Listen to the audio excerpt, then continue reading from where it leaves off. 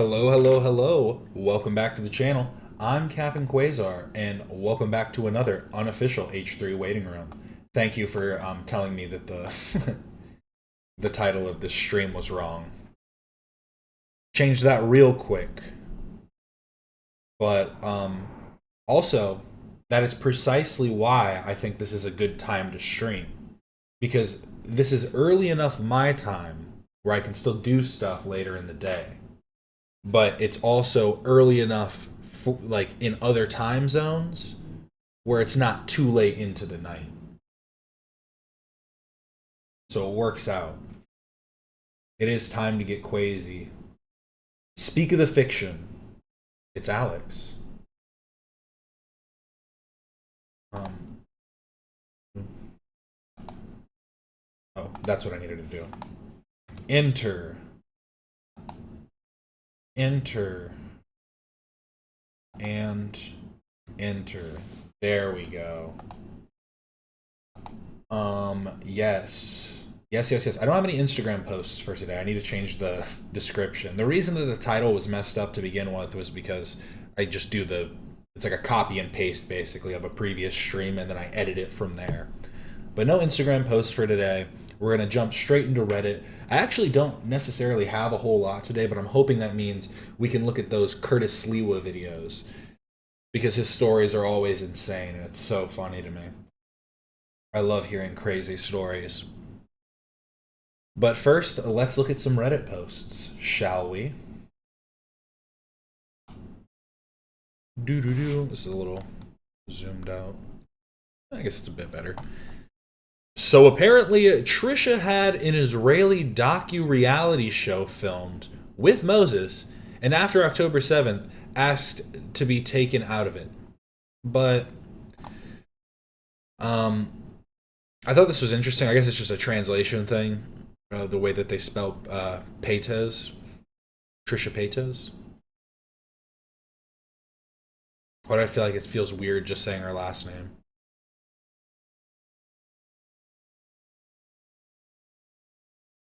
I don't know. It feels weird to me because maybe it's because I'm seeing it like this.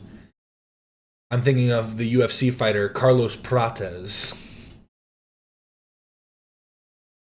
But although Trisha was filmed for the show before the war, since October 7th, when she began speaking out against Israel and accusing it of committing genocide in Gaza, the network star has demanded that the production not appear in the show's episodes at all. After discussions with Trisha's lawyers, the production agreed to the request, and even in the segments of The Americans in which Trisha was filmed, she is blurred out. Hackman, her husband, Moses, her husband and father of her children, is expected to appear on it without further change. The network declined to share additional details in response, stating that the full details will be on the show's broadcast tomorrow. The fact that Trisha got herself blurred, but Moses didn't, like, I'm wondering what that means. Because to me, that just kind of seems like it's just an optics play. Like, I'm against what's happening. I mean, I'm not going to pull up all the clips of the stupid stuff she said about Israel and in Palestine, but I think we've all seen it, right? Yeah. Moses was like, "I am not missing my big break." You are you joking? You want me to be blurred on the big screen? Didn't he play Jesus in some like docu series too?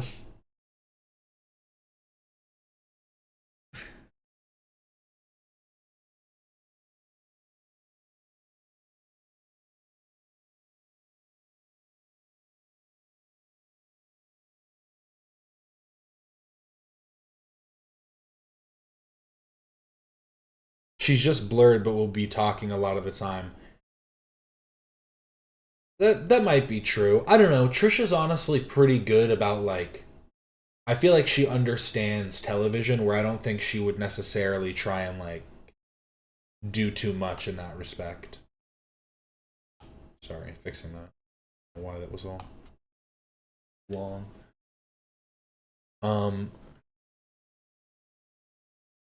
But I do find it interesting that she's blurred, but he's not. Because that makes me feel like it's not necessarily a, like, it's not like a fully political issue. They should mute her instead. Just have segments where she's blurred and it's just like,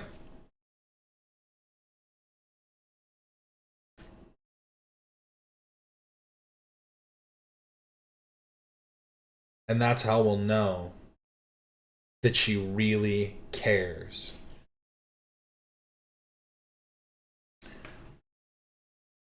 This was filmed in 3024, so true. Yeah, 2023. I do think it's odd that it's like that. That was kind of, maybe it was like, that just doesn't make sense though. Like, why wouldn't it have come out by now? Like, I'm just saying, like, their production schedule is way behind, I feel. Like, it's been a minute. And it's still not out yet? Moses, all day, every day. Why didn't she request they not air it? She probably, I mean, to be fair, she probably signed it, like,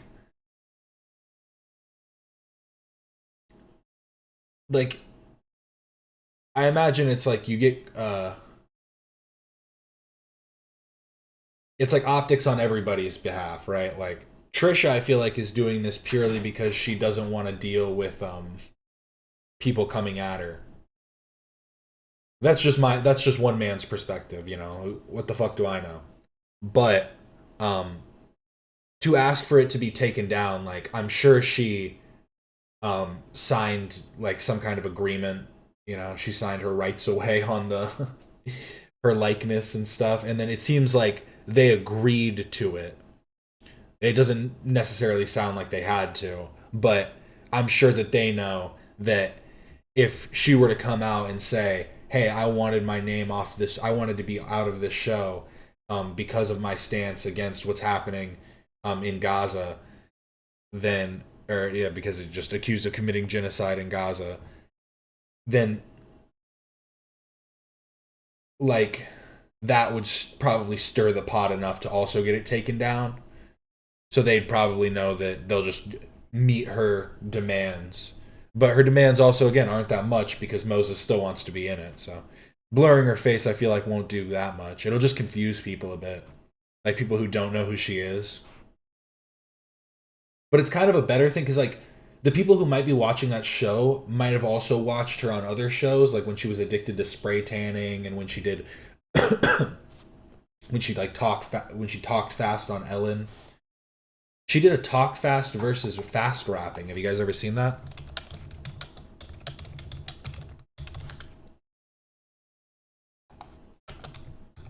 Can I find this?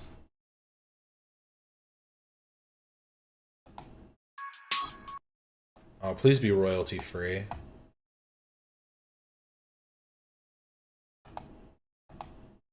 I'm the Guinness Book of World Records fastest rap artist. When I spit, look, check this out.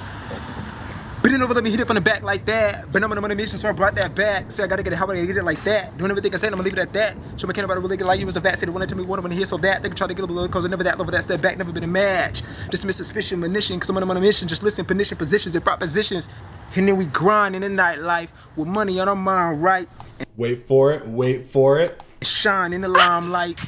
You know what? That wasn't what I was telling you to wait for. I'm sorry. That wasn't what I was telling you to wait for. Wait for her to go. My bad. That was poor timing on my behalf. You ain't even ready. I'm not ready. I'm almost left the elevator, articulated, behated, physical, to see the mad that made, incriminated, the state, interrogated, debated, the manipulated, rap games invaded, metaphor can be related, kept captivated, opinionated, and verbally irritated, the mind that contemplated these raps, already made it, faking, fabricated, only to make it. Ain't nobody should nobody, no pity in the West, every day be feeling pretty in the West, all females want to get pretty, shut the critic, and be about it, committee, only in the West, in the Southeast, the Midwest, ever could be the type to be put to the test, magic, all the time, I confess, I'm really one of the best, if less, gotta feel like it's up the chest. I'm a reversion, immersion, version, encouraging, a lyrical version, swerve, and splurge, incursion, reversion, metaphorically serpent, super supremacist, lyrical, physical, typical, nemesis, lyrically gifted, see these bitches, they reminisce. I feel like I just gave myself mild whiplash doing that. Taking my grease up precipitation so serious. Speculated, motivated, impersonated, related, eliminated, too good to be rated, but hated, debated, never degraded, disintegrated, could be mad that I made it, that came and invaded. They both fucked up. Like, I noticed him stumble through a few of his words, and so did she.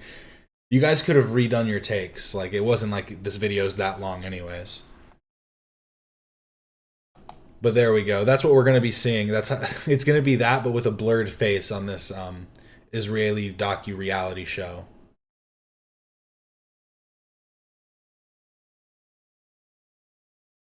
Busta Rhymes been real quiet since that dropped.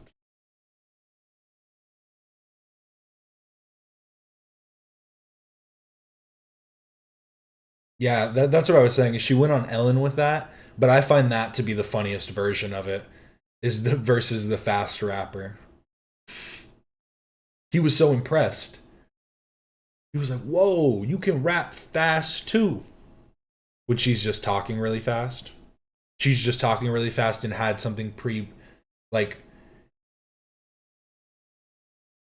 if you have something memorized, it does make it a little bit faster to say too, I feel like. So go off the cuff, but to be fair, Trisha is just probably one of the fastest talkers in the world. I'd say that's probably undeniable. We can give her that one.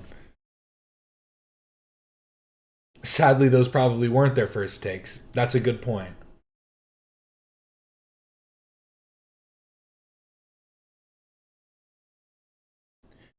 Tanning addiction. What was her other... She was on other reality shows too. She was on a bunch of stuff. My Strange Addiction, yeah. Addicted to Spray Tanning. America's Got Talent. Celebrity Big Brother UK. And... Wait, what?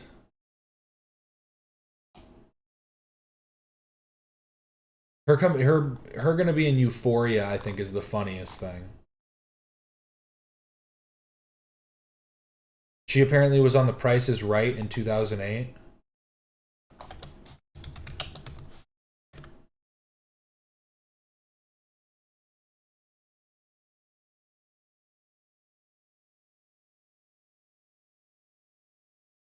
She's been a star forever.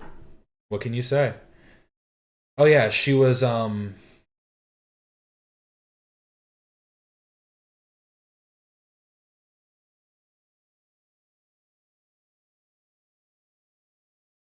I can't remember the character's name that she was playing in that music video.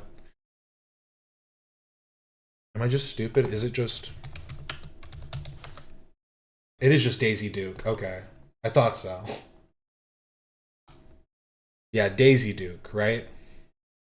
Is that who she was supposed to be in that music video? In the Eminem We're the Ones Who Made You?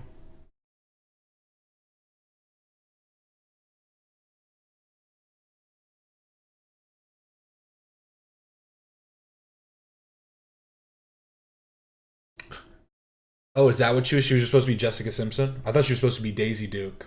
Just because of the setting.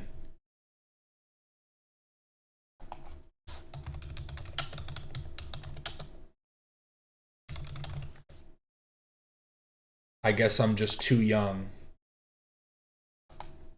But assuming that it was Daisy Duke also kind of goes against me being too young, so I don't know. The Do Not Worry podcast is live right now talking about Kaceytron. I did see that. Since we're talking about Trisha, can we please watch the Trisha Ethan green face clip? I can't find it. I tried looking for it. Is there like something I can look up? Is it just, should I just go to the episode itself and just try and key search green face? How would I even find that? Ethan Klein.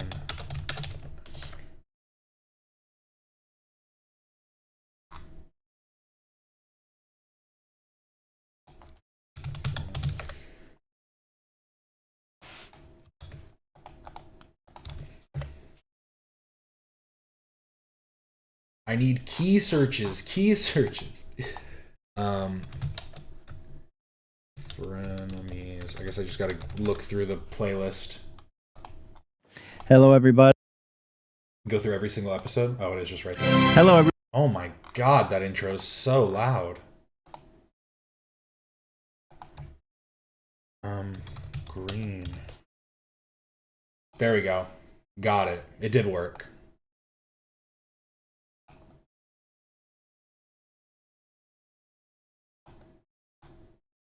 Do you like my hat up like that? A little angle to it? A little You light. kind of look like Dick Tracy. Yeah, it's better for the light. Oh, okay. Yeah, more green face. Mm-hmm. Are you gonna get in trouble for green face? Against who? Boogers? Maybe people. Who's green face? Who's green, Trisha? I dare you to say. I don't know. I'm Go ahead. What ethnicity is green? What is dare. Check my DMs. Oh my. Okay. Let me see.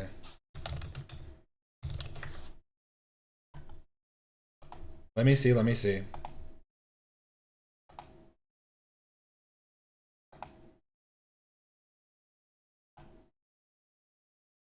He constantly.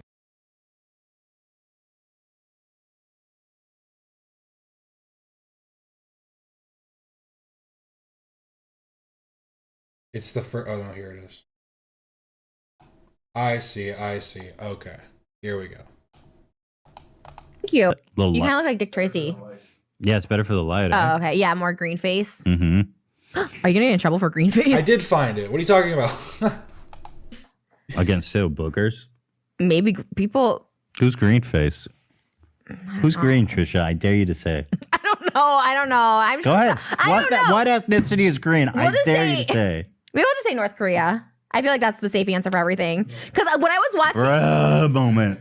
wait, why? I Why thought are we they don't like green? North 'Cause Korea. they have, like, Because they're Korean. they're just people, dude. I'm saying because nobody likes North Korea because it's communist. I thought that was our Yeah, safe but the country to make ethnicity fun is of. the same the as South people are Korea. fine. It's they have a dictator there. Okay, because I remember last time I watched back We the don't hate episode- North Koreans. We hate Kim Jong. No, but when I said adopting from a country where nobody wants babies, You can't adopt from North Korea because the government is fucking. but I thought that was Well, you can adopt children that like make it out. That happens. I don't know how like I don't think there's just like a program where you're just like I want one of them. But I mean, it does happen. our safe country. Sorry, I apologize, North Korea. They're not green. They're people. I meant because that was the safe country to come for. I can't believe you said they're green. Stop. I love Jewish people. Racist to Piccolo, racist to the Namekians. How can you be so hateful?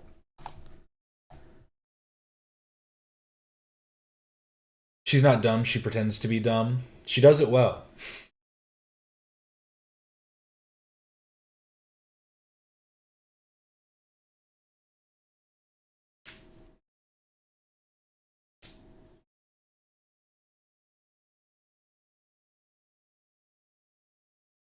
But okay. So now I want to talk about this. I have a really bad cough. So I saw this. I thought this was really funny because is this fine? And then it had zero. It has zero. I don't know if this is a glitch on Reddit that I'm having, but it has 39 comments and zero. So that means people are upvoting it and downvoting it. I just upvoted it because I'm like, yes, it's fine. I mean, it's not bad. I don't think it's like a terrible clip. But here, let's listen to it real quick. Get your raw opinions. Oh my god, the first clip chipped. That's been done before, I guess. The fifth or sixth clip chipped Guam clip.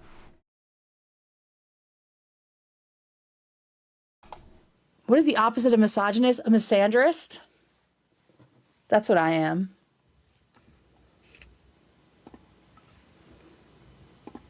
Which is like a stupid made up thing. Now, obviously, this clip was just made in passing. And I think what she was trying to like kind of poke at and point at is I found this quote, which I think kind of like illustrates the point a little bit clearer. And it's from The Incel Rebellion, The Rise of the Manosphere and the Virtual War Against Women by Lisa Seguira. I don't know if I said her last name right.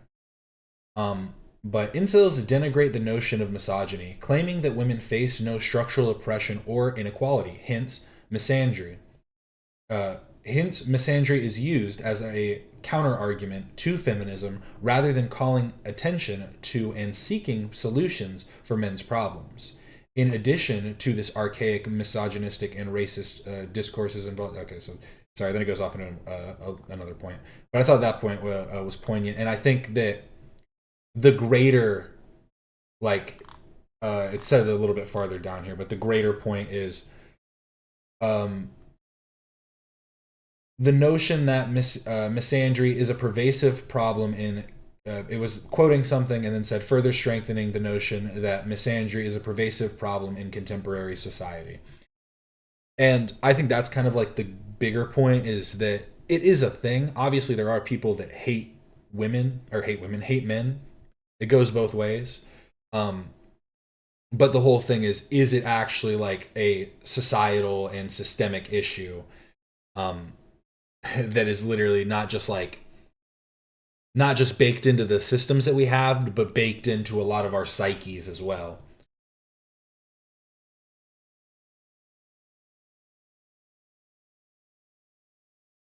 Yeah, Kate said in passing that she's a misandrist.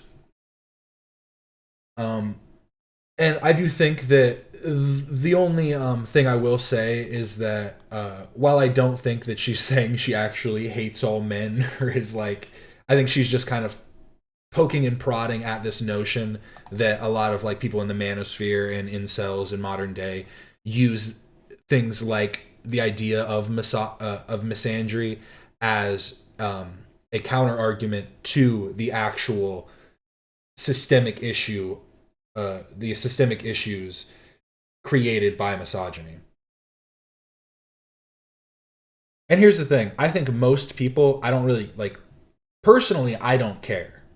But I will say that saying stuff like this as a creator is only going to hinder you when you try and have future conversations, because people will just use stuff like this and clip chimp you and kind of like throw it around as an easy dunk. And so I think it's best to try and avoid like speaking so loosely, because I've heard her say this before. Like, this isn't the only time she said this, and I think that it is kind of, again, poking at this idea. But like the concept of misandry was around like prior to like women's suffrage, and like, you know, all like it was used, from what I was looking into, it said that it had been used in like in the late 1800s, but then is the translation of a German word from like 1803 or something. So it's not like it's conceptually impossible. Obviously, there are people that actually hate men, but it's not like that's an actual issue that faces men in modern day.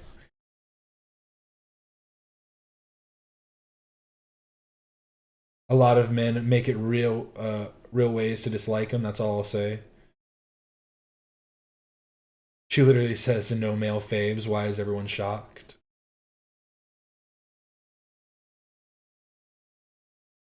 I mean, misandry literally just, it's the same as misogyny, a woman hater or a man hater. Being either of those is bad. Like, it's wrong. You shouldn't. But the whole thing is about, like what they said in this, is it a pervasive problem in contemporary society? Misandry, no. Misogyny, yes. And that's why, like, people bitching about misandry in modern day, it's like, cut it out. Quit your whining. Ethan is my fave. Ethan is my male fave because he's 15% gay.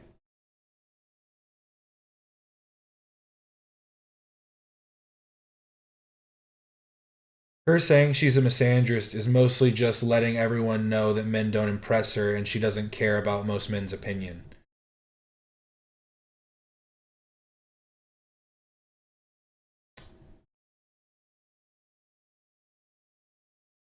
Who does? I mean, I get it on some level, but like,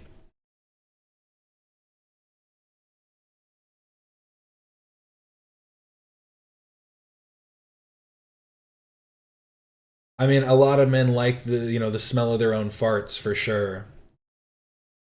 but I think like most other men don't like even like when you have two men that are like that, they're not gonna like each other either. So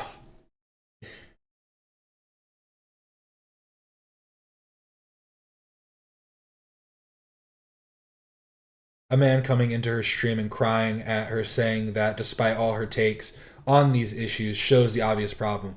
Well, I mean, don't get it like twisted. That's not what happened. Someone just asked, what is the difference between, or what is the opposite of misogyny? And she literally just said, What is the opposite of misogynist? A misandrist? That's what I am. was this like from a greater clip of like that happening? Which is like a stupid made up thing.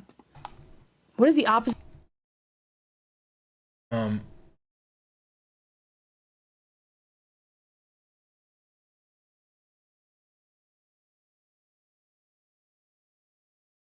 this is kind of a dumb discussion in my honest opinion. It's just not a big deal. Which part of it is dumb?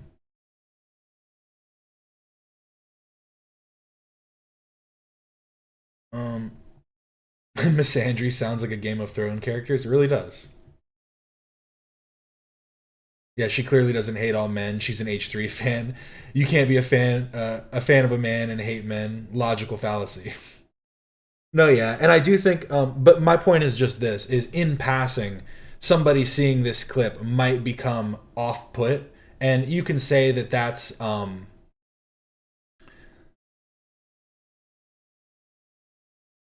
like the way I think about it is this: is it's like, yes, people use misandry as like a as a fake argument for misogyny, but why give people the ammunition?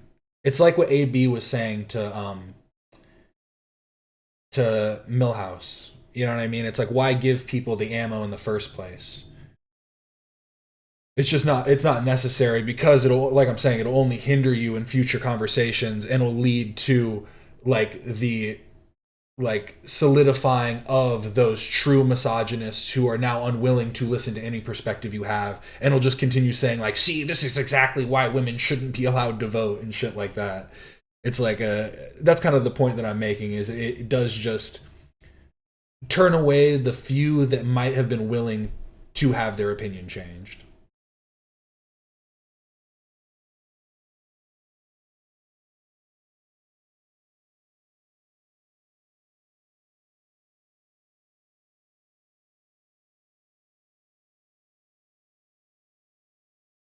uh, her making a joke about misandry, I don't think it's a big deal. Like I said, it's not like it hurts my feelings or I think it's even an issue. That's why I prefaced it by saying that whole thing about what is actually a pervasive issue in contemporary society. I think that that's kind of the crux of the argument. But I do think that like the unwillingness to have a conversation also says something. Because again, at the end of the day, it's just a conversation.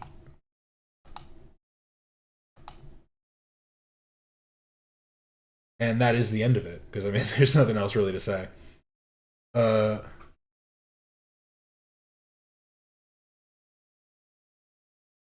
all of that also just not her problem. If it takes that little to hate women, you hate women. But isn't that literally everybody's problem? Isn't that kind of like, that's the point of living in a society, is that the people that are like are the most regressive are everybody's problem, and poking and prodding at them doesn't help any of the issues.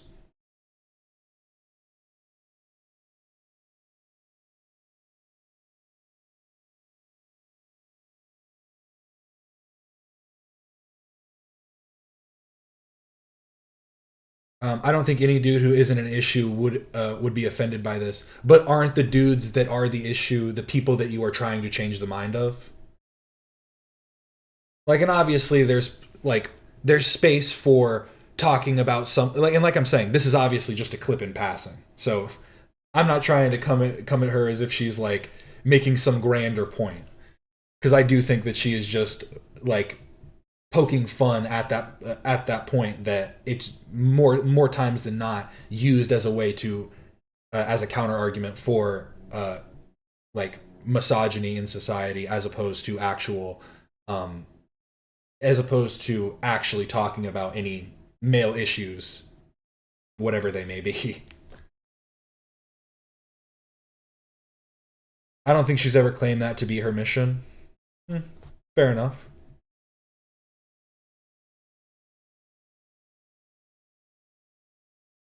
Yeah. Not everybody wants to change minds. Fair enough.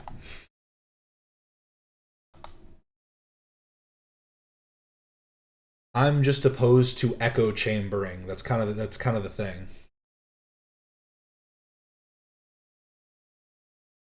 Because, like I'm saying, I mean, and there are also not to act like it is a true issue, but there are actually people that do hate men.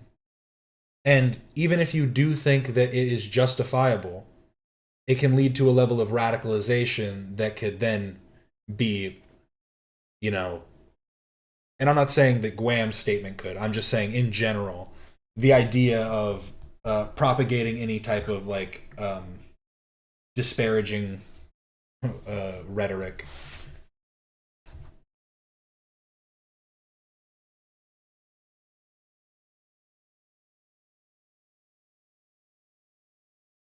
I just don't think we should adjust our humor daily monologue to satiate someone who is a social pariah. I get what you're saying, though. I get it, but I again think that I would hold streamers to a higher standard if it is like something you're looking to do beyond like hobby work. And I mean, once you create some kind of like actual devoted audience, then it is a bit more than hobby work. But yeah, nothing more than that. Again, I'm not trying to like come at Guam or say anything. And I'm not saying as though she is responsible for the feelings of men. That's not the point that I'm trying to make. It is more so just a greater conversation about the rhetoric that we use.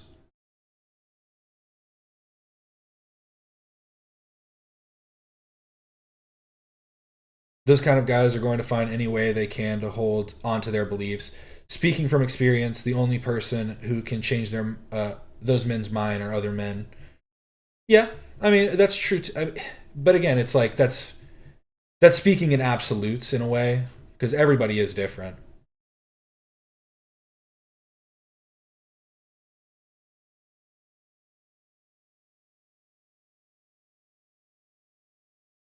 As long as we live under the patriarchy, I'm not concerned with misandry, especially when it's a joke. I never said you should be. That's literally not the point that I'm making. But I also understand where Graham is coming from. No, and that's exact that I don't know if I'm just not articulating it well. The reason I pulled up that book about the manosphere and incels and pulled that quote out initially is because I agree with Graham too. It isn't an issue. It is like just a bunch of hooey that gets thrown around nowadays. Because literally, talk about male issues. What? Like I literally can't think of any. Off the top of my head, I can't think of any.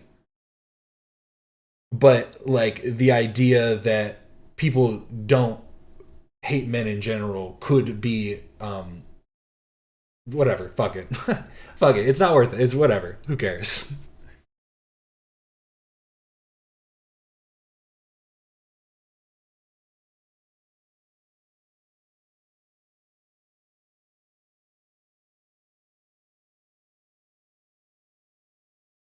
Yeah, I know. I get that we stand like literally maybe 10 feet apart on this perspective. It's not we're not far off, and it's not worth debating with you guys. I mean, it seems like we all kind of understand the point here. It was meant to be a much quicker part than that, I swear. But now we get into the Kaceytron stuff.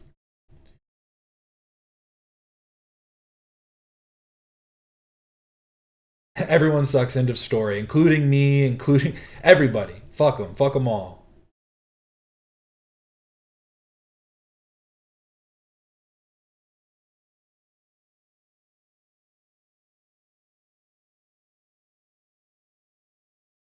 Uh, But yeah, so now we're going to talk about Kaceytron's apology and what I think about it. My whole perspective, because there is a few videos from Lus too that have come out.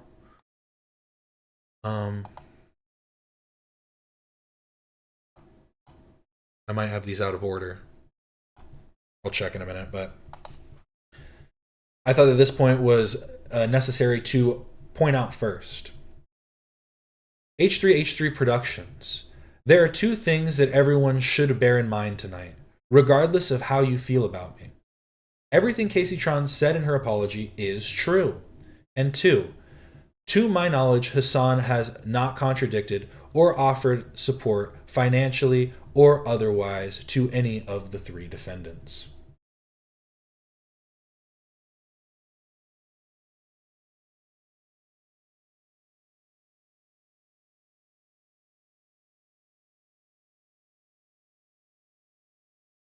I want to say that I do think that it's funny that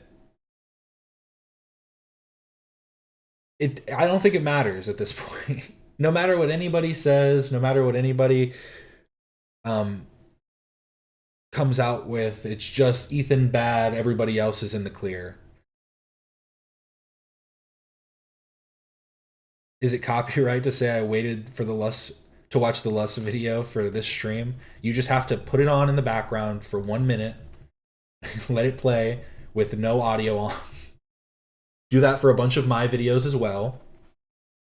No, because I'm adding commentary. I'm adding constructive commentary. I'm adding critical commentary to Lust. Clear, you get a fucking throat lozenge.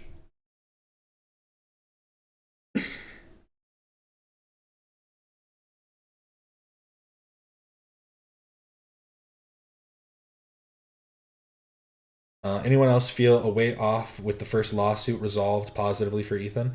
I am pretty like, I never necessarily had like a weight on my chest or anything. I do just feel like I'm waiting to see what the reaction is. And from what I've seen so far, it is just that same, it's kind of, it's what you'd expect from anybody that isn't like able to think clearly. Because legitimately, I don't understand how... It's like nobody understands what a mediation is.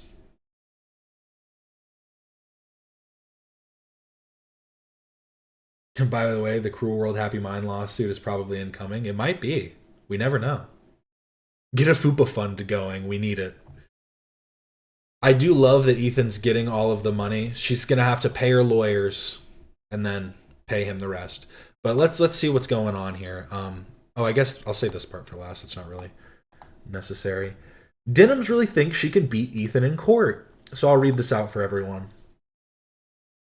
This apology, which I can only assume was somehow forced to extract a settlement, was painful to listen to. First of all, if you are willing to lie and like throw other people under the bus, why wouldn't you look poorly on Kaceytron for that? Like, if that were the case. But second of all, it is pretty obvious that what happened was they were doing the mediation. Here, let me pull up that image, actually. Fuck, do I have it still? Everybody's like, I can't believe Ethan wrote this up and made her read this. He wrote this himself. Of course you like the way it sounds. You wrote it. And I can literally tell you, with probably like 95% confidence. Oh, what the hell? Where'd it go? No. Oh. I now have to pull up that Lust video. Ethan was laid up with his Steam Deck. I think we can... God damn it, I clicked the wrong one. This one. Hey guys, so Ethan was laid up like this with his Steam Deck, playing some games, and they just kept coming to him and going, "Does this work? Does this work? How about this? How about this?" And he just go, maybe. Maybe not. I guess we'll see. And that's why I want to hear Luss's opinion, since he is a lawyer. We can get a little bit. But to me, that he had his belly out the whole time. Like, this guy is your.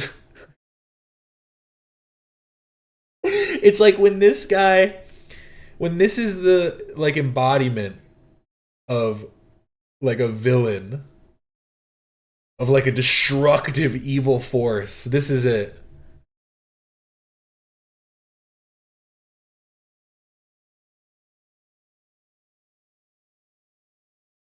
I hate the whole he won, she won talk. Well, it's kind of like this, right? The same people that are saying Ethan forced her to. Well, also, like, if he forced her to do this for a settlement, wouldn't that imply that she also committed copyright infringement, right? Like, right? Like, I understand a settlement is not an admission of guilt in a legal sense. But what you were saying is I kind of don't wish to go along with this lawsuit any longer. And to be fair, in the statement that she made specifically, that was kind of the point that she articulated. Oh, I thought Alfredo was a rug. Ducky's the true villain. He's whispering in Ethan's ear. So true. He's right up in there.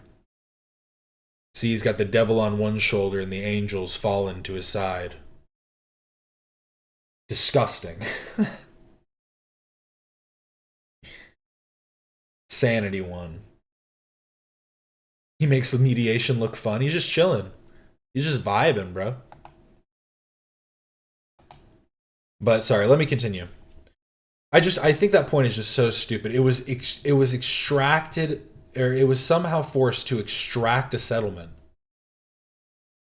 Like, do you think that it's like?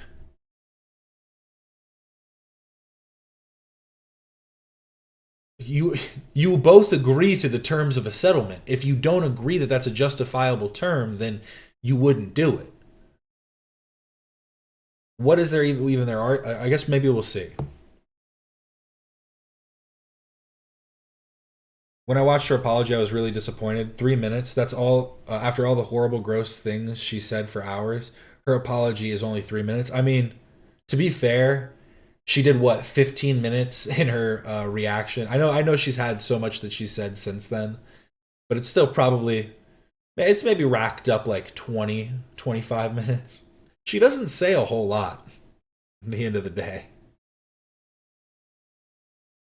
But it is absurd and ironic that Ethan accuses Hassan of being a puppeteer while LARPing as a comic book villain. Just so funny. Again, remember that image. Keep that image of him with his belly out playing his Steam Deck. Ironic that Ethan accuses Hassan of being a puppeteer while LARPing as a comic book villain in this way. While it is unfortunate that Ethan appears to have been able to exert control over her in this way, it's just like you also don't understand how like settlements work. Because settlements in these contexts, like, does nobody remember what Ethan did at the end of his like whole conflict with Ryan Kavanaugh? He made a statement that was part of the settlement agreement. That isn't like uncommon or unheard of. You would both agree then to the terms of that statement made. Because yes, if it is just like, yeah, he's right, fucking whatever though, like it's not it's not that big of a deal. I just like don't really like, I don't want to do this anymore because it's like it sucks. Like that would not be a good apology. I don't think that would be something that anyone would agree to in their settlement agreement. Yeah, the best part for me is the snarker money. That is sweet. I don't see a dime of it. I don't see a drop. But it is just funny to think about all these dumbasses that got told in the beginning. They got told in the beginning, hey, if you donate to this, it will more than likely, not even like, oh yeah. I mean, Ethan did do that. But I feel like Ethan did kind of showboat a bit before it even was the case. But it's just so obvious that would be what would happen. Like, what would you assume would happen if they lost? Like, of course that money would go to him. And the fact that, but like, also, again, why not? Like, why?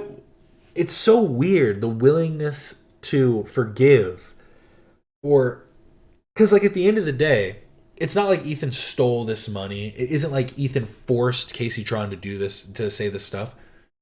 It's the things she agreed to for a settlement.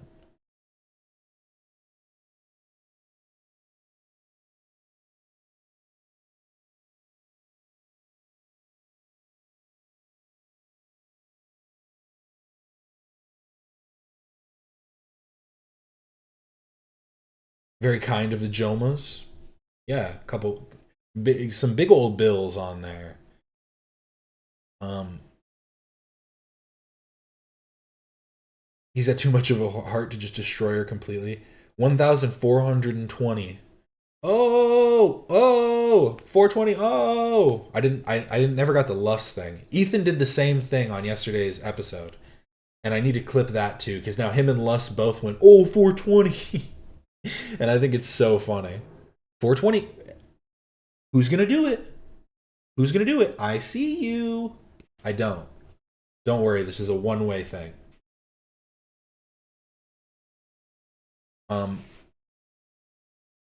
But sorry, I'm not going to get through this. This is going to take me forever. Why'd she write so much? While it is unfortunate that Ethan appears to have been able to exert control over her in this way, I am happy that Kaceytron was given the opportunity to minimize the harm to her family, avoid the risk of losing her home, and move on from Ethan's lawsuit. I want to make several things clear. My trial date is 10/26/26, and I look forward to beating Ethan in court. While Casey and likely Frogan have caved to Ethan Klein. Oh my god, they're turning on each other. They're turning. They're all turning on each other. This is hilarious.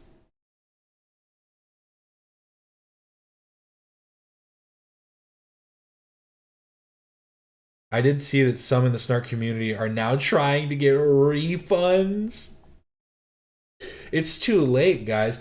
I mean, if you do a refund now you're the one leaving Kaceytron destitute, because it wasn't that, I don't think it's that like, oh, whatever's in the GoFundMe, no matter if they take it out or not. It was probably a set number that they agreed upon, I imagine, is that this is the total amount, you'll pay your lawyers, and then the rest will go to me. So if they even were able to get refunds at this point, I feel like that would still probably then fall on her head. He could have taken her for all she was worth. They would have a problem with whatever the outcome. The lawsuit was not unfounded. Had it been a bigger court coming for them, there would be no compassion. I think that's like the biggest thing we need to remember, is that Ethan is basically doing something that is going to help like set a standard to prevent, because what he did before was he set one standard that created a carve out for specifically like reaction style videos that use portions of videos to, so now what he's doing is defining what is copyright infringement in terms of reaction content. There should be a standard that we have to to know that we're not breaking that. Because, like, still, it just,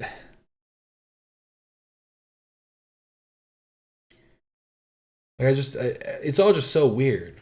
I just saw Hassan take a pic with someone holding holding the shocking dog meme. Man, how can you? That's why you gotta be better when you're that famous. When you're that popular, you gotta be ready. Someone's gonna put something up, you go, don't raise your hands near me. As soon as you see someone start raising their hands up, you run. You don't know what they've got. Next October, that's so long. Hey, they better work on this case. They better be building it up.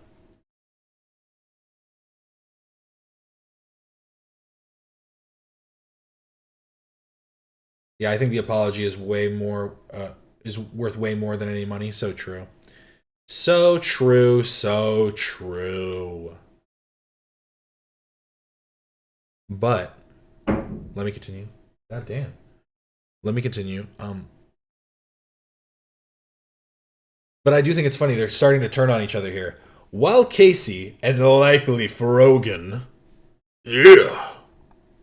Why'd she have to throw her under the bus too? Like, it seems unnecessary to add her in there. Have caved to Ethan Klein, which is a decision I doubt they have made lightly. Settling like this is not an option for me. It is not an option for me because it would be a precedent that endangers the financial security of any streamer that creates reaction content. If you create content that involves commenting on videos on Twitch or enjoy consuming reaction content, you should be on my side. She can't even articulate this well.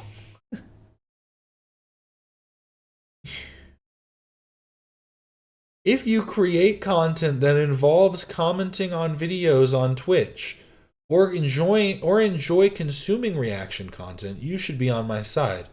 Why? In what way is that? Did those?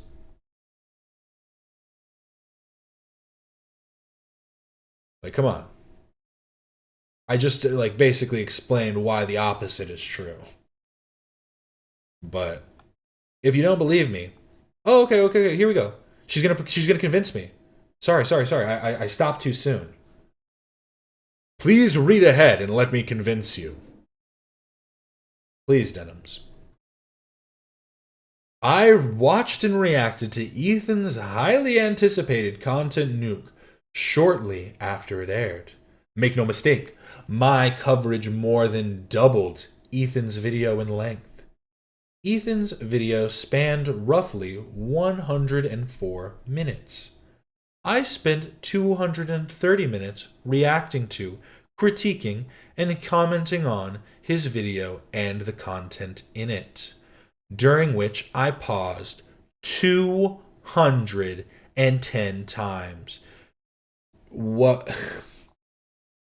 I wonder if they took that directly from the complaint in which they outlined every single one of the points in which she actually reacted and the nature of those reactions and the fact that they are not substantive reactions that would qualify for fair use. They quite literally outline that whole thing in the original complaint.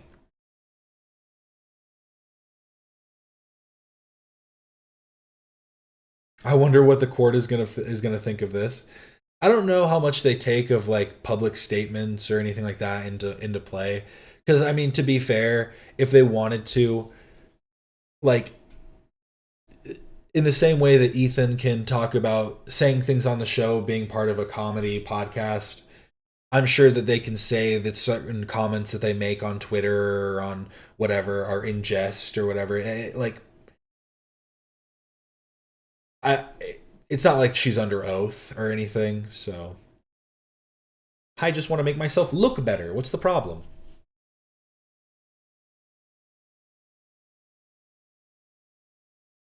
Denims leaves out the implications if Ethan wins. It would be devastating for live streaming.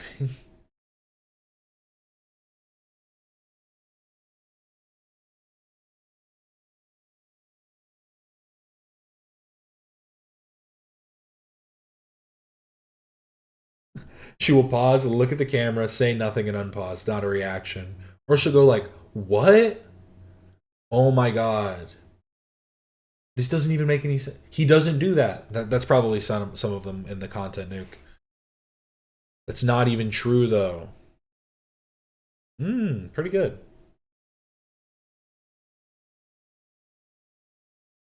Hey ya, welcome in.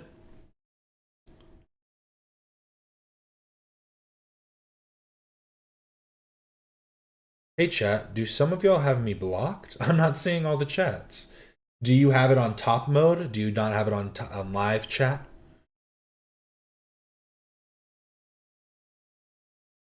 That's crazy, chat. That's crazy, chat.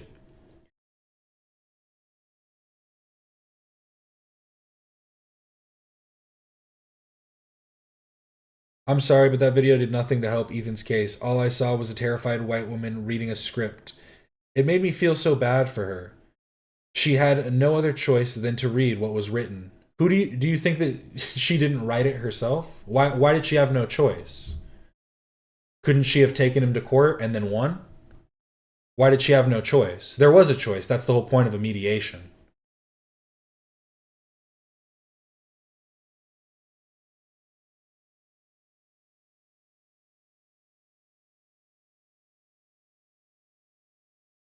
It literally helped Ethan's case because they settled. Yeah, I think that's the clearest way to think about it. Where was I? That means I added 120% of the runtime in commentary, on average pausing every 30 seconds and to add 36 seconds of commentary. I mean, I guess that's just like the average, but what...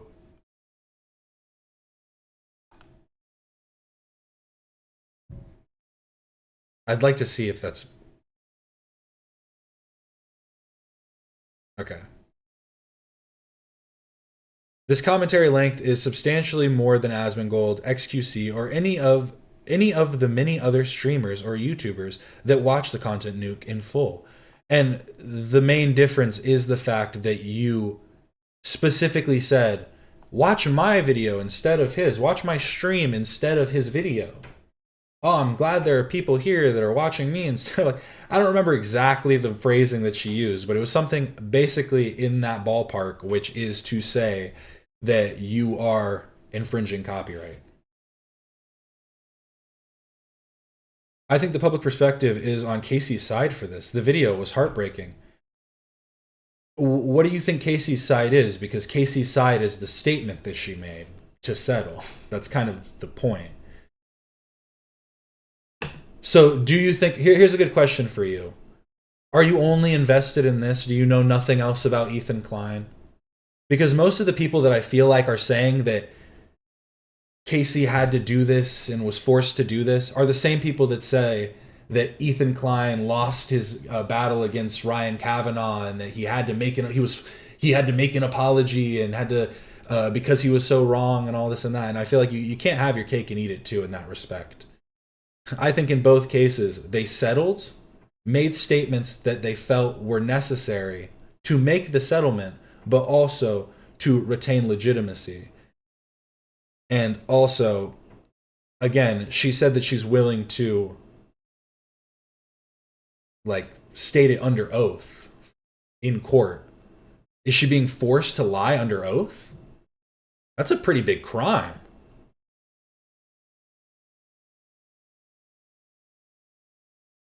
Ethan's apology to Kavanaugh was also heartbreaking. That's also kind of a funny perspective, I've got to be honest. I mean, at least you're consistent, I'll give you that much. Shout out you, Rama. Sorry if I'm saying that wrong. Rama? Casey is 34 years old. Let her reap the consequences of her decisions. Was it heartbreaking to you when the Klein children had to be interviewed by a CPS worker? Because that was for me. Yeah, that's pretty heartbreaking if you want to talk about heartbreaking. Under oath.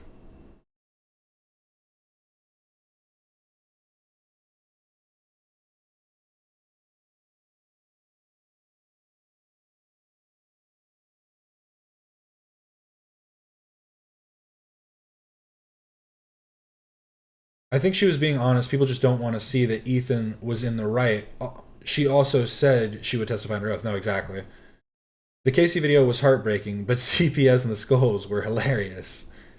Alex DeFiction said it, not me. Those are Alex DeFiction's true opinions. He said it to me in private and now in public. Alex also being consistent.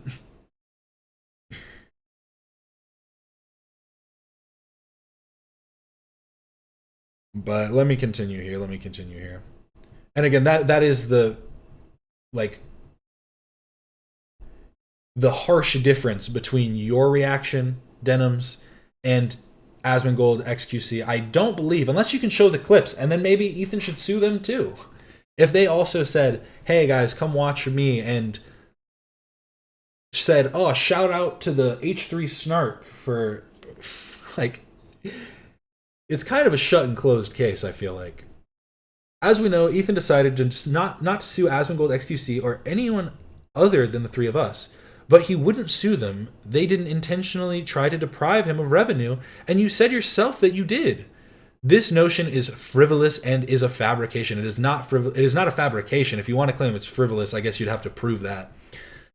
How is it a fabrication, though? That's just a lie. You straight up said that. Ethan claims he is pursuing a...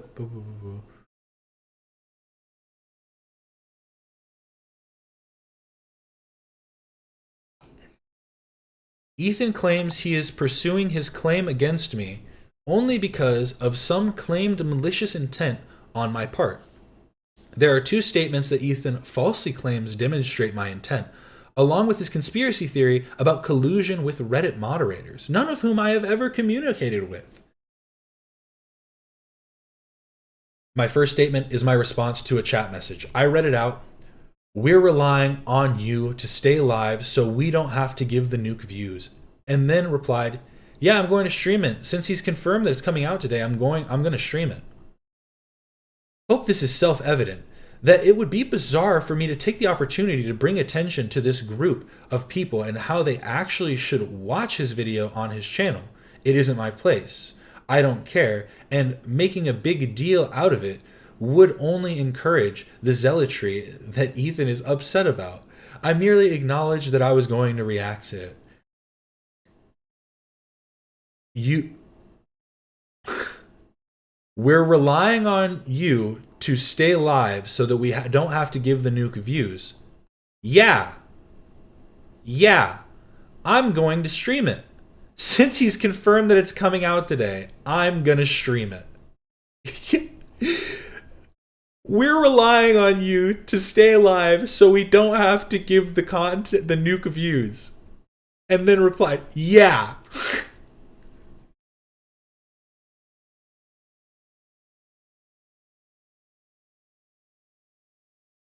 I'm just like, it should be self-evident.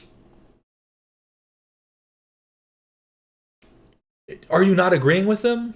It's not my place to say, well, you should go watch them on their channel. I mean, it's not, it is, I mean, it is kind of your place as a content creator, as an ethical content creator. You should probably be like, hey, go check out their channel. Go give it a, you know, if you have something that you feel about it, you go leave a comment, go like it, go subscribe, go dislike it, whatever you feel. It shouldn't be your place to, like, brigade or, like, I don't know.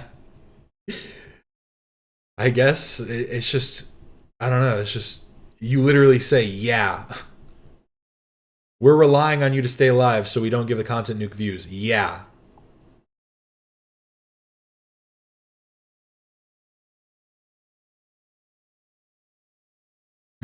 Jean saw how dumb Kaceytron was being and she said, hold my beer. Oh, jeans.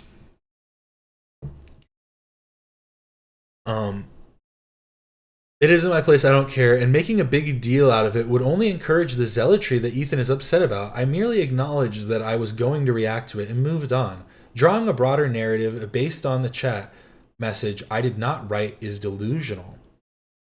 Well, it's you replying in the affirmative to... The point is, you replying in the affirmative to something talking about specifically siphoning views. But here, let's see what the second statement is. Maybe this one's the smoking gun. The second statement is a throwing shill comment I said after the video before signing off. Well, guys, if you enjoyed not giving any views to that terrible video, follow, subscribe, throw a prime if you like my content.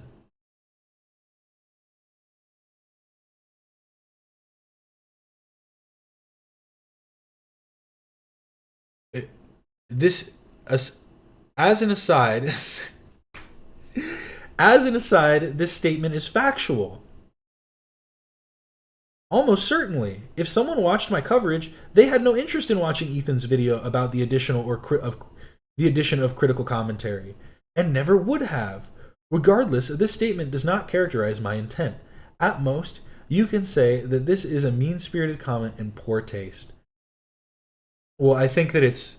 So you said this statement in the beginning in which you so you read this comment aloud and replied in the affirmative, and then read this comment at the end. So you started and stopped your stream with these two things.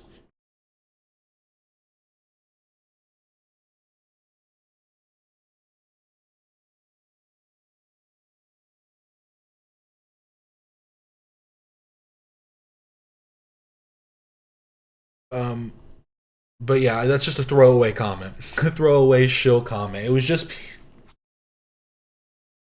Like, I just don't... It's just everything about it is just like, I was just joking. What? I was just joking. Okay?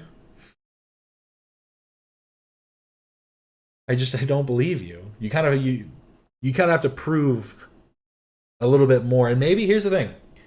Maybe you did do a super high level, a very high level of critical commentary that will reach the level of fair use. So you'll beat him. But that does not mean that you did not intend to take views away from his video. I humbly request that we take this... I humbly request. That's why you guys were saying that. I didn't see that yet.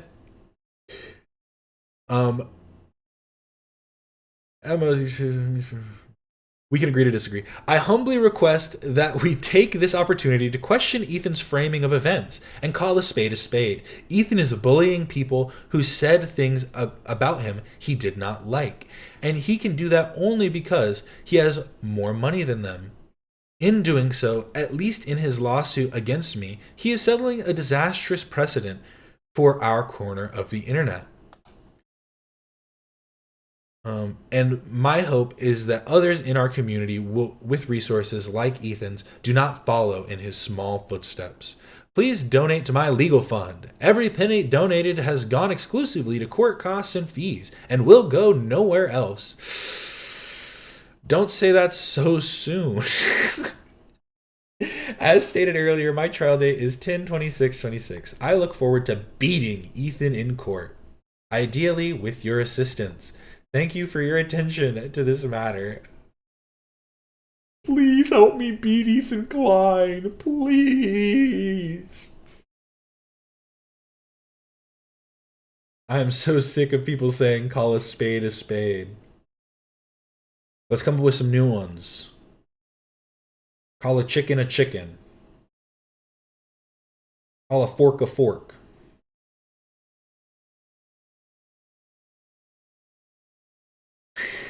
%98 chance Denham's issues an apology within the next 6 months. I mean, this is proven that Kaceytron is at least a little bit smarter than Denham.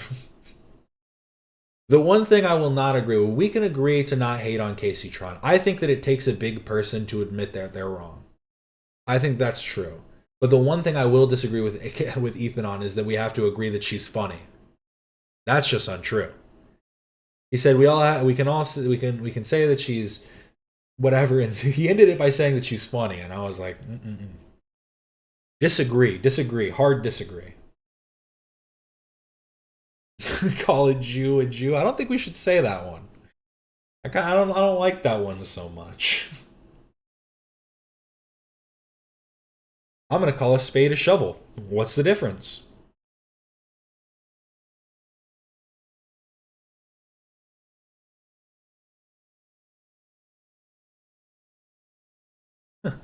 I showed this statement to DeepSeek after feeding it both lawsuit claims, Denham's and Kaceytron. Here, let me see.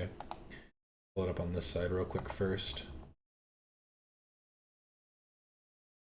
Here, I'm going to read this as dramatically as possible. Considering this, I want your opinion on Denham. Oh wait, is this the question you asked? Sorry, I was reading the question you asked. Thank you for sharing Denham's statement. It's a classic example of a defendant's public-facing narrative designed to rally support, reframe the issue, and fundraise. Let's analyze it from a legal and strategic perspective, separating the persuasive rhetoric from the actual merits of her case. Overall assessment. This statement is an effective piece of public relation and community mobilization, but it does very little to address the core legal weakness of her case as outlined in the formidable complaint. It attempts to shift the debate from copyright law to motives, power dynamics, and community norms. I will say, if you wanted to draw this kind of distinction too, you're doing it in like the weakest way possible, because I feel like it would probably be a better argument if you articulated the fact that we reacted to this video not because we wanted to make fun of, or not because we wanted to take views away from Ethan, but because we wanted to critique the complaints that he made on Hassan, who we view as whatever. And then if you kind of outlined it as such, and then tried to say that, not that you are saying bad things about Ethan, but articulated it as such that, sorry, I don't know why I'm giving them their arguments, but you get what I'm saying. If you said it that Ethan is trying to silence defenders of Hassan to make his critiques seem more valid, that would be a more pressing like perspective, rather than just saying Ethan's doing it because he doesn't like me. I don't think that other part is true, but at least there's something to like hold on to there, because you'd be like, oh wait, why did he do these lawsuits out of nowhere? What? But it's like, this is Ethan proved that this was like a long con in a sense. Well, a con would assume some kind of this ain't fraud, but I do think that he showed his hand that he had from the beginning, in the way that he set the copyright in the beginning.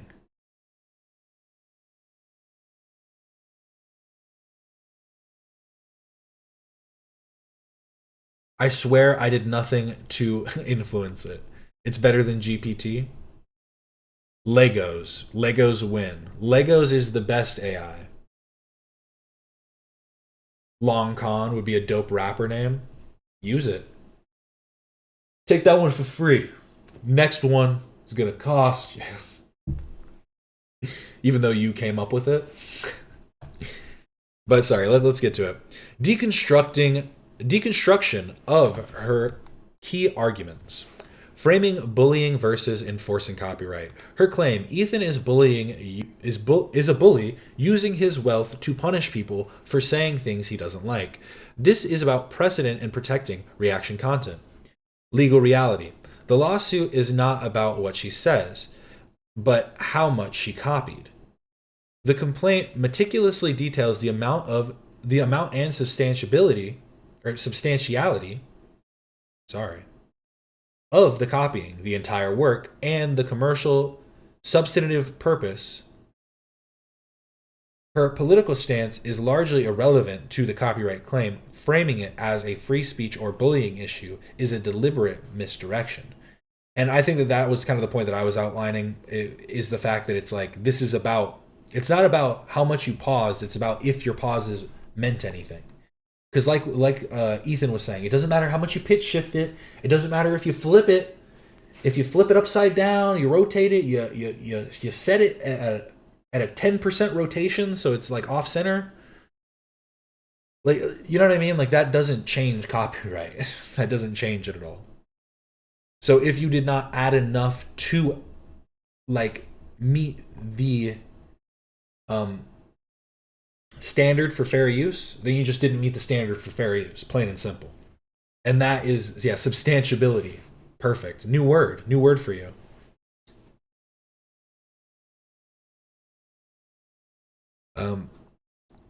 The transformative commentary defense. Her claim: she added 120% of the runtime in commentary, pausing every 30 seconds. This is substantially more than other streamers who weren't sued. Legal reality and rebuttal. Quality does not equal quantity / transformation. The complaint already anticipated this. It is not just how long you talk, but the purpose and character of the use. Playing 100% of the video and adding 120% of runtime with surface level, repetitive, and unrelated chatter does not make it transformative in the primary purpose, if the primary purpose is still to show the work in full. Because then, yeah, it's like, that's like saying, literally, like saying that the Kitchen Nightmares and Hell's Kitchen reactions are transformative because they're reacting to chatters and stuff and being like, no, why is he doing that? No, it's like you're not adding anything constructive. You might be adding a commentary, but it's like you're not the director. We don't need your fucking commentary. Give us some kind of actual critique or analysis or greater understanding. And that's what I'm going to be doing to Tony Luss's video. I'm going to be giving my legal analysis. But anyways. Group viewing session versus critique. Her own description, reacted to, commented to, paused, sounds more like a watch-along than a structured moment-by-moment criticism and mockery that defined the Hassanzadeh. It's, you know, I forgot what his name is now.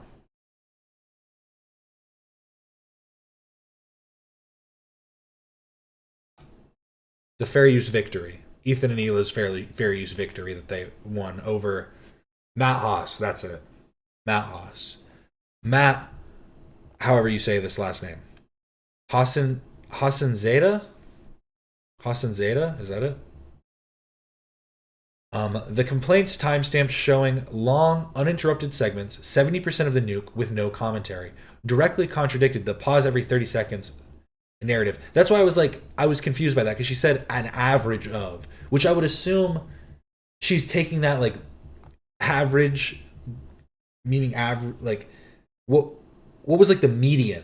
Show me the median, like time paused, like length paused. Or like length without pausing, I guess would be the more necessary stat.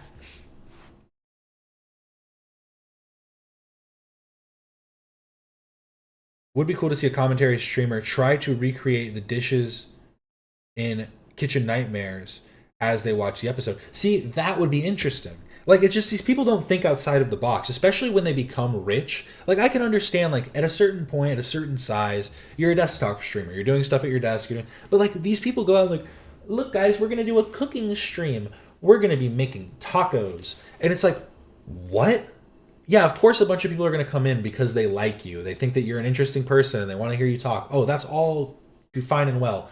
But how did you not put more time into the actual conceptualization of your streams?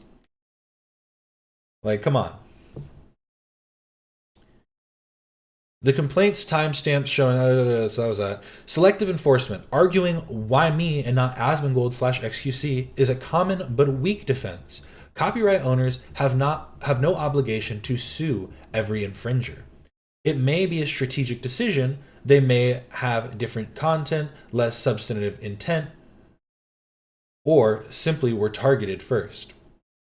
Willful infringement, which her ReactGate history supports, makes a defendant a more attractive target for a precedent-setting case. Dismissing evidence of substantive, such a stupid word, intent, her claim. The two key statements are taken out of context. The first was just acknowledging chat. The second was a throwaway shill comment. Legal reality and rebuttal. Admissions are powerful. A jury will hear her say, "We're relying on you to stay live so we don't have to give the nuke views," and her agreement. Then they will hear her say, if you enjoyed not giving any views to this terrible video, follow, subscribe. This is not a fabrication. It is a direct recorded statement of her understanding of the stream's substantive effect. And the funniest part too is I like that it agreed right here that with what I said. It's literally just her agreement to it. And if you want to say it was just me reading a chat, why did you specifically pick this chat to read? I'm sure there were a lot of chats talking about the nuke. We could go back and I'm sure you could pull a bunch of comments from that probably were talking about the nuke. And you chose that one. Ooh, no non-members today?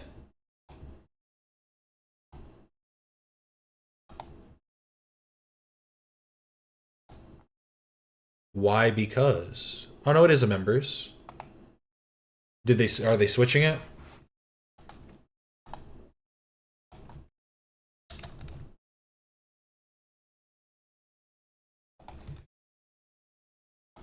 Boom.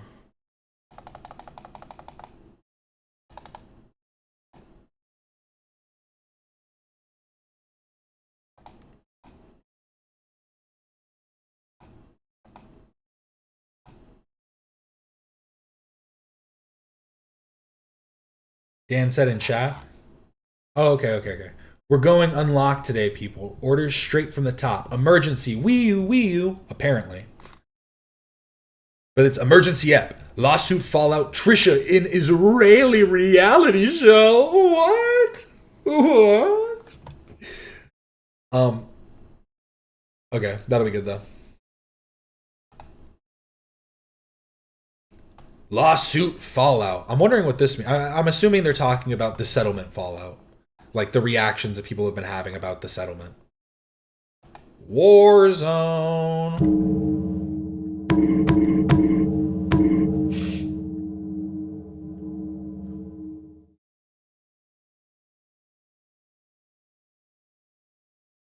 Ooh.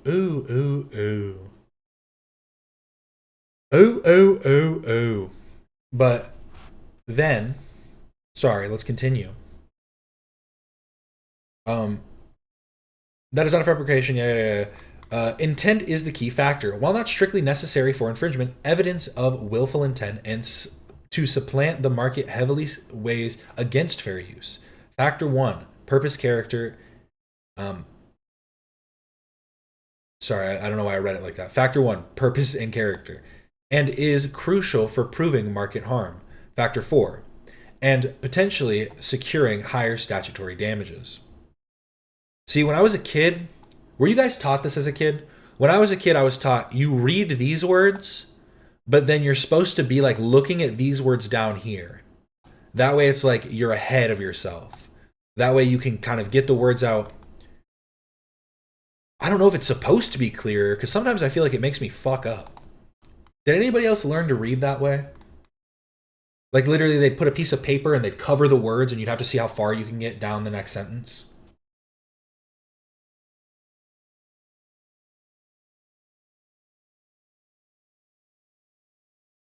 Fucking off at work, chat. Hey, that's the way to do it. The financial and precedent argument. Her claim settling would set a precedent that endangers the financial security of any streamer that creates reaction content. She is fighting for the community. Strategic reality. True in part, but misleading. A ruling against her could indeed make streamers more cautious about full watch-alongs. That's the point of enforcement. The real precedent. TEI is not trying to outlaw all reaction content. They are using their own case, Hassan Zeta, to draw the line between transformative critique, short segments, extensive commentary, and non-transformative group viewing. Full copies, minimal additive content. Denims is positioning herself in the latter category. And here's the thing. I think that we will need to figure out what those carve-outs are in terms of watching content. Because sometimes, you got to watch a full video. What can I say? Sometimes you miss all the good parts. But again, it's about how much you're actually adding on top of it. I think that is kind of like the necessary part. And the fundraising tactic. This is a powerful call to arms for donations. She frames herself as a martyr for the community, which is smart for her legal defense fund, but doesn't change the legal analysis.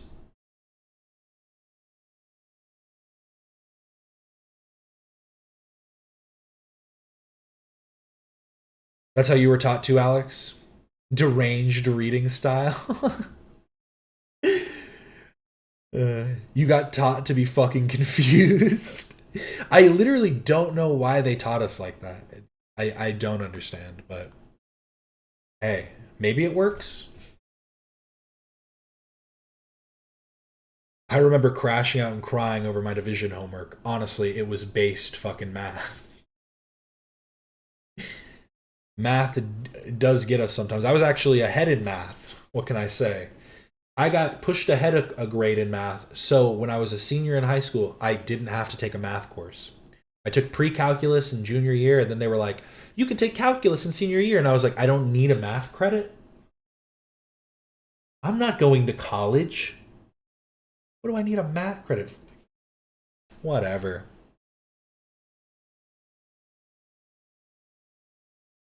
But sorry. Strategic implementation of this settlement. For Denham's, pros: excellent for morale, fundraising, and controlling the public narrative among her supporters. It paints her as the wronged party. Cons: legally, it's flimsy. It doesn't engage with the detailed fair use analysis in the complaint. It could even backfire if TEI's attorneys use this statement in court to show her continued disregard for copyright principles and her focus on public sympathy over legal merit. For TEI Ethan Klein, pros: the statement inadvertently validates their case. She admits to copying the entire video, focuses on quantity over transformative quality, and downplays her own clear statements of substantive intent. It shows she is fighting the battle in the court of public opinion, not the court of law. Cons: it galvanizes opposition and could make a settlement more difficult politically for her, even if it becomes legally prudent. It raises the PR stakes. That's true too. I think that, keep doubling down. You just do it. You just keep doing it, keep going, because it doesn't matter where you end up.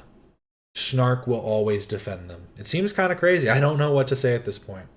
I think that it's kind of like you have to showcase it. It's like you have to showcase it at this point to prove the level of like derangement that is spread across the internet.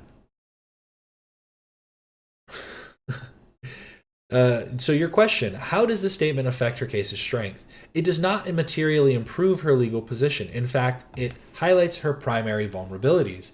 She concedes the scale of copying. Full video plus 120% runtime. She tries to explain away, rather than deny, the damning statement about avoiding giving views. This shifts to arguments about motive and fairness, which is secondary in a copyright infringement analysis, focusing on the use of the work itself. Bottom line, Denham's is preparing for a political and public relations war, not just a legal one. Her statement is a savvy move within that sphere. However, in the courtroom, where the Warhol and Hazen Zeta precedents and the four fair use factors rule, wow, that's a tongue twister. She is still facing the same formidably weak case.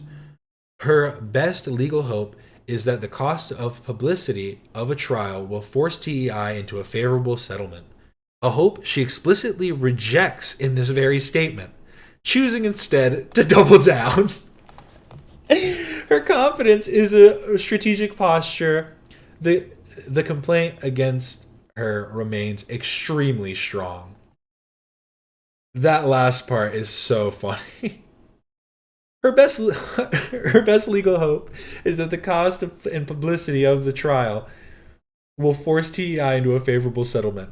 A hope she explicitly rejects in this very statement, choosing instead to double down. Alex, the H3 community appreciates your math smarts. We need to get a camera into the courtroom for the trial.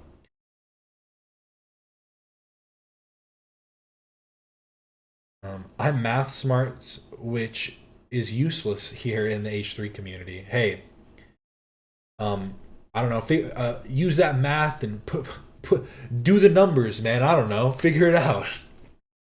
Run the numbers again. Make it work.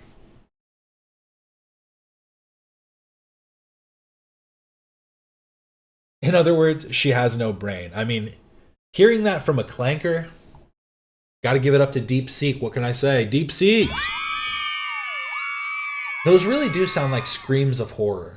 I think I need to maybe lay like a clapping underneath it. That might make it sound better.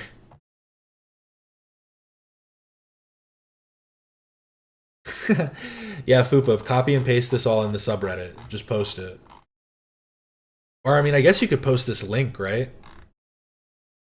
Because the share doesn't show anything else, right? It's just the specific line. But that is that. I don't know why I just had this. Oh, I think this was the mega thread. I don't care too much to look at that. Kaceytron received no support from Hassan Piker during the lawsuit with Ethan Klein. I thought this was just good to see it all together so we can see it in full. Why won't he give these guys money? Trust me, if I offer support, you won't know about it. Go watch Turkish iDubbbz stream. I also want to make clear that I did not receive any support, financial or otherwise, from Hassan Piker. Hassan never even reached out to me privately to offer words of support. Speaking honestly, But she was forced to say this. Hassan probably did actually help her in the back. Well, Hassan should come out and say that then, right?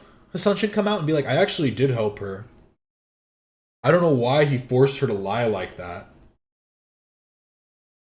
I found his indifference to my suffering hurtful, especially after he hinted he might help me behind the scenes. It felt like he wanted to receive credit from the public for him helping me without providing any.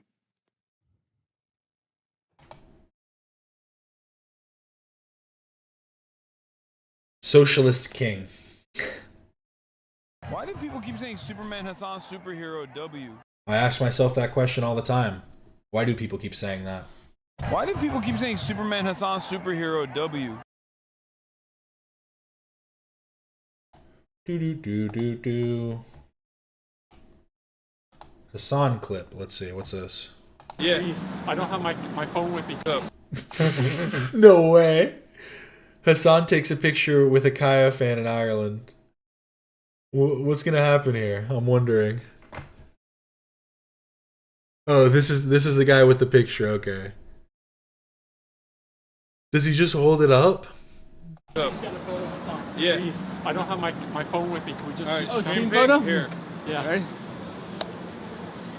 Hey, free Kaya. Free Kaya.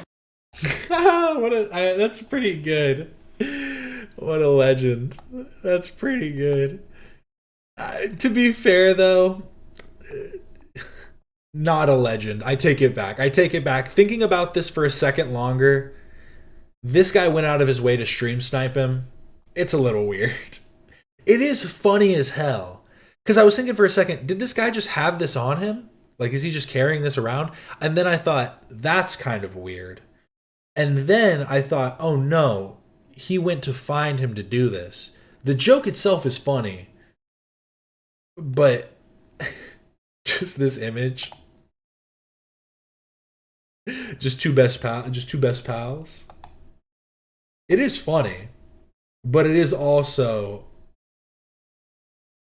a little weird. Hassan doesn't want to correct him? What? Hey, free Kaya. Free Kaya. Jesus, I'll tell you what, the power of social media. Nuts. I'm a bit blown away that people are coming out to say hello to you. Well, it's great. Like, it's Loki, Hassan lucked out. He lucked out in this instance because the guy wasn't more abrasive or aggressive to, like, obviously don't be aggressive, but he wasn't more abrasive. Like, he didn't seem off-put enough where this guy thought he was a genuine fan. deadly, you know. It's brilliant. Part of the world that happens. Yeah. Yeah, it did hurt his feet. It hurt his fifis. Look at him looking at the ground after. Jesus, I'll tell you what, the power of social media. Nuts. I'm a bit Peaky fucking blinders. Who's this old Irish guy he's hanging out with? I don't know. Great, like it's deadly. I'm assuming he's I mean, this is just like a wild guess. I'd assume he's probably some kind of journalist.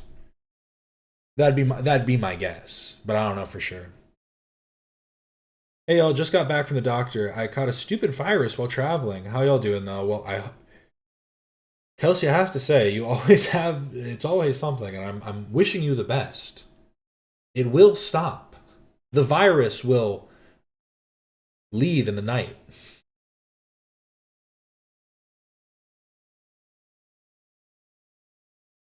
I keep you in my prayers. I do. I think he's speaking at a uni. Is that what it is? I guess maybe that makes sense. If he's maybe this is like one of the. I don't know. This is the dean.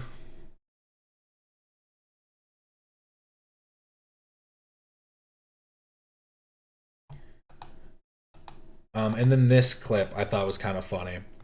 Anyone on Twitter, download this clip because I'm reposting it wherever appropriate. Snark on they're trying to rewrite history again.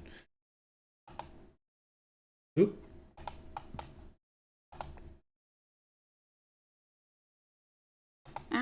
Hassan is coming to my uni next month in Canada. Why do they keep like it's just so like I can understand why the students like him because it's like he's good at presenting an image. But the actual like professors and stuff I feel like should see right through a lot of the stuff that he says because it literally is a whole lot of nothing, not just on stream, but when he goes like to these like public speaking events. Like maybe his speeches are slightly better, but I feel like he talks like kind of it's kind of more off the cuff a lot of the time and it never works. I just don't get it. I don't get it at all. I get it. I guess I get it on the like on the side of we need people to counteract the different right-wing people that come and go on different universities and stuff and get to say their things. But I don't think Hassan's the one to do it. I remember in elementary school they tried to make us have pen pals. I don't think I ever got forced to have a pen pal. I thought it was interesting.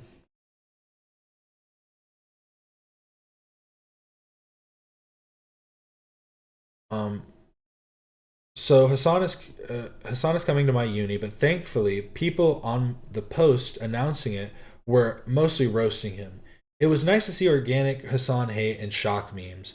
Well, the thing is like it's sad to say, but I do think that a majority of like I don't even think it's young people. See, I've started to think about this, right? I think that we give a lot more credit to like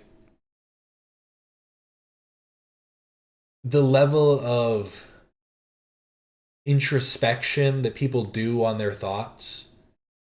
And it's not to say that everybody needs to have like super deep and like super deep thought time where they go sit down and meditate over their thoughts. But I do feel like a lot of people, young and old, just get like hooked on whatever is like popular in the moment. And it's not even popular in the moment in the sense of like vast popularity, but like whatever is like seemingly good in any certain moment. Because is it good that people are calling out Hassan and making fun of him and stuff for the way that he treats animals when he wants to like when he wants to act like an activist and fucking is treated his pets like shit? And that's a good thing. But there are people that are just going like, ha ha ha, shocking the dog, he shocks his dog, let's post the shock dog meme, and not thinking about it and much more than that. How's the lawsuit going? Nowhere, because Ethan Klein's too much of a sue me because he knows he'll lose. I love these people though that are like, any day now, he's gonna sue. Chat, just a reminder, by the way, after he paraded on the internet about how he was gonna sue me and he wanted to sue me, Guess what? Still no lawsuit. Oh my God, he's so bitch made. I'm actually pretty certain that his lawyer told him to stop going after me. His lawyer most likely said, dude, like, you, like, need to stop. Like, you actually need to stop. Yeah, if Hassan's our best soldier, if he's our last line of defense, against the right, I think we're done. The West has fallen. That statement's been stuck in my head for like weeks. Or probably like a week now. It hasn't been weeks. I saw it somewhere, and it was literally just like just people arguing about like America, and then someone just goes, "The West has fallen." It'd be like the equivalent. It'd be like someone saying like, "Oh, America, we got all types of great stuff. We got like the Eiffel Tower," and then they go, "The Eiffel Tower is in France. The West has fallen."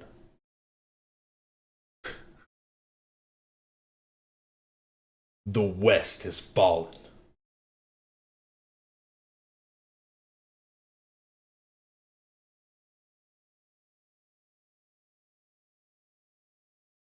Whatever, you think I'm an idiot, you think I'm the dumbest person alive, that's fine. Go read the lawsuit. Maybe if you don't want to respect me, you can go respect a judge and a lawyer. How's the lawsuit going? No. Guys, my roommate is low-key evil right now. She came back to the dorm and left, but right before leaving, she turned the heater up. She's not going to be back till night.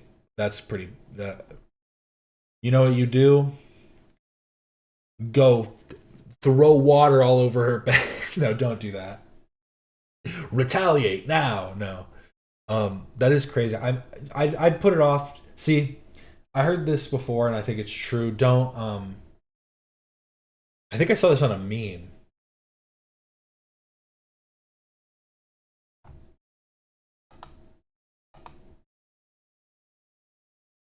What is it?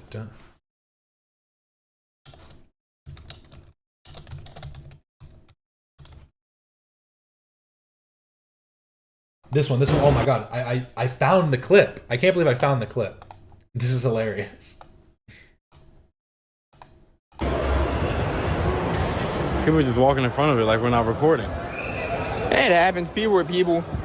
This guy's spitting some facts right here. Listen to this.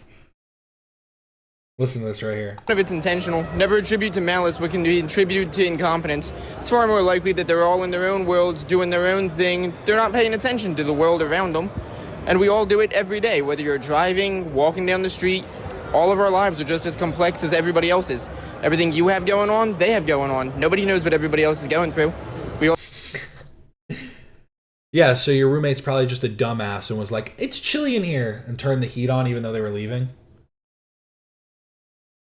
also need to be a little more self-aware and aware of the world around us. That was deep. You gotta look deep to find the deep things. If all you ever do in your life is stay at the surface, you'll never find anything worth exploring. Let's go. Let's go. Let's fucking go. Based? Are you real? I try to be. Bro had this in the chamber his entire goddamn life. Facts are facts. Facts? That's what he was trying. When he said facts are facts, facts, he was actually trying to quote this.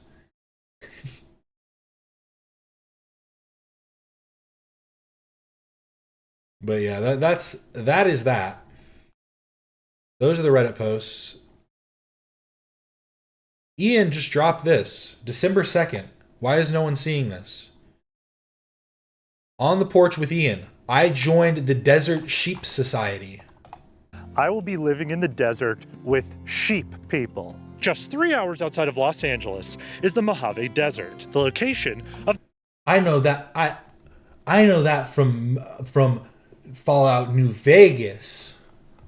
The bighorn sheep. The bighorn sheep is a species that has faced population uncertainty predominantly due to human expansion. Many groups work tirelessly to defend and protect this animal. Because of this, I decided to lend a hand. Now you're probably asking why? Why? Why sheep? Recently, I've taken a great interest in animal conservation efforts, particularly ones that happen near city centers. One day, while I was eating a $26 delivery artisanal hamburger on a plate that I bought at a yard sale, something struck me. It was a plate featuring, you guessed it, a bighorn sheep. Look at this. Great editing, by the way. But this is just me saying, go check it out. Go check it out, because this is the type of content that I don't know how much commentary I'm truly going to be able to add to. This is some good old enjoyment. I guess there are some things when it talks about the conservation aspect. Maybe we will, but we're talking about Kaceytron today, so I will just say, go check it out. Go give our boy some views. Who else is he at on? Oh, I didn't see this one. Redesigning Disneyland with Jenny Nicholson. Jarvis Johnson. How come the Eric Common Etiquette one didn't do very well? They don't know class. They don't know true comedy.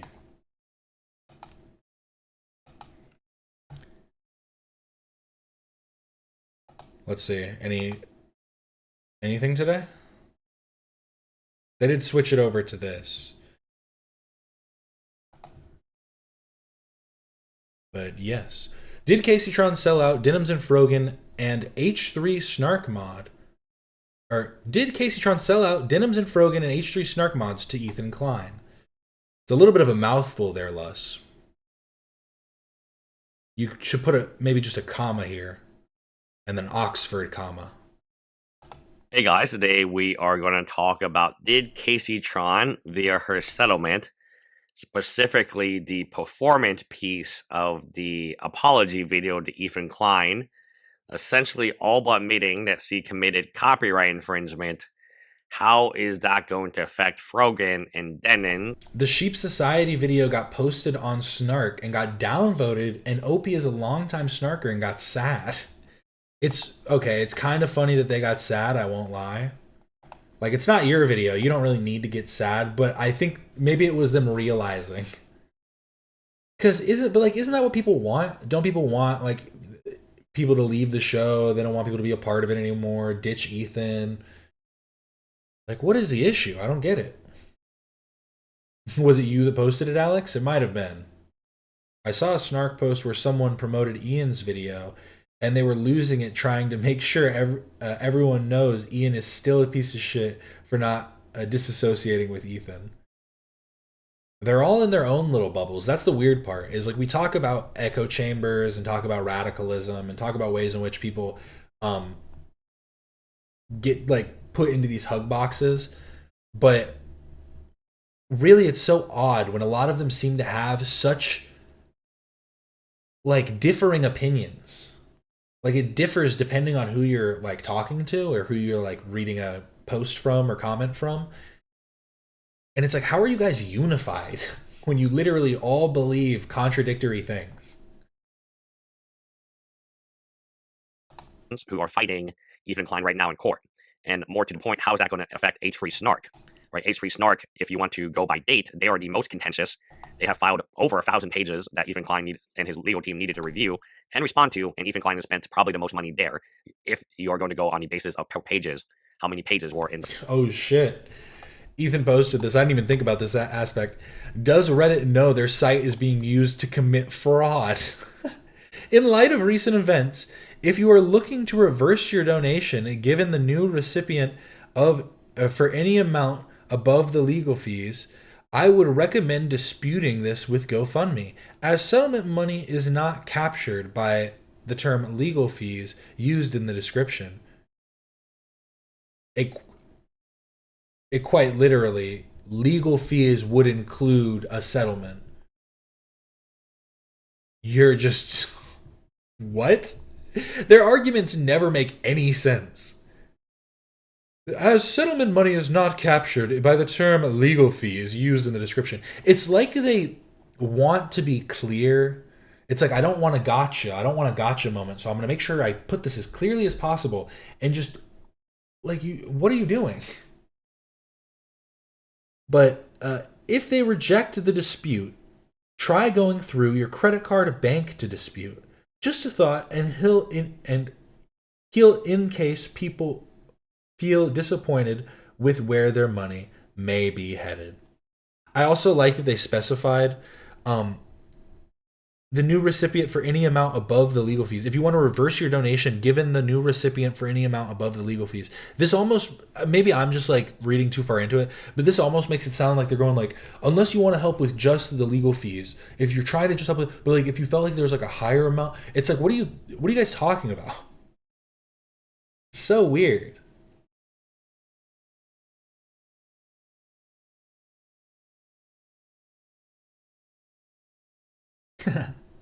They're unified because the top snarkers are the same person, most likely. But that makes it even more confusing why their opinions change so much. Oh, and then he posted this clip too. Nice. Taylor, you were acting paranoid again. The reason we shared the relevant... Oh, I was meaning to read this too. So, this is a text that went to Taylor Lorenz. Dear Taylor, I saw your response to the TMZ article. We want to be charitable and may you seem confused about the facts. We would like to exercise grace and share the relevant information with you directly to avoid a public spat. Included is our full joint declaration that includes the emails from Skulls Unlimited executives stating on record that it was a real skull, not a prop, and information on who sent them and how it was sent. Read this entire declaration as it has a lot of pertinent information that directly affects your reporting. Additionally, I know you are going through a tough time right now, and I just want you to know that we have your best interest probably at heart. But here's the thing. It's funny because this statement is almost identical to what the guy was saying when he interviewed Taylor 3 years ago. In that interview with Taylor 3 years ago, that guy was basically asking her about her getting a statement wrong, and then her just basically going, well, that he's a bad guy though. You've seen what he's done with Gamergate. So Ethan Klein supports Israel. Who cares?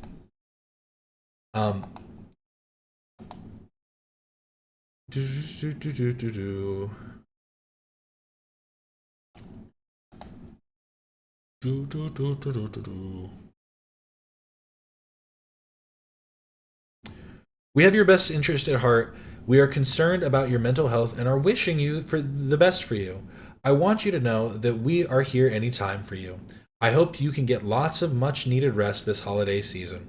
Merry Christmas and happy holidays to you.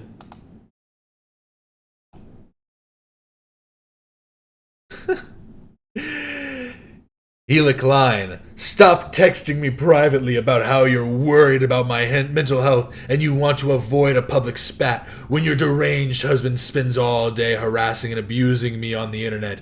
You sent this to me less than 48 hours ago. See, for her to have gotten to the mental health part means she read through it. Which also means that she avoided the whole first part where they're basically saying, hey, you got a bunch of stuff wrong about us. Let's talk about it. Taylor, you're acting paranoid again. The reason we shared the relevant facts with you is to prevent you from potentially embarrassing yourself. And we did it privately so the public wouldn't ridicule you.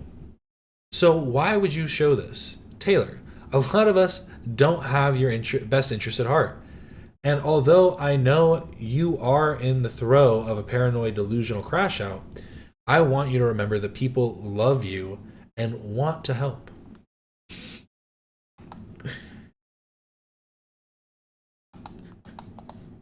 Here's the thing. I think you could definitely read that as sarcastic, so I won't blame it if anybody does. But I also think that Ethan is basically like this. I think that he plays it on both ends. I think that he's being earnest, but willing to come across as sarcastic to see how you react. That's genuinely the way it appears to me. Because the statement itself, like, there was nothing underhanded, nothing that was like, I don't know. I guess maybe you could say the mental health thing was underhanded in like some way, but again, it was a private message, so her making it public is the thing that makes it an issue. Epic trolling.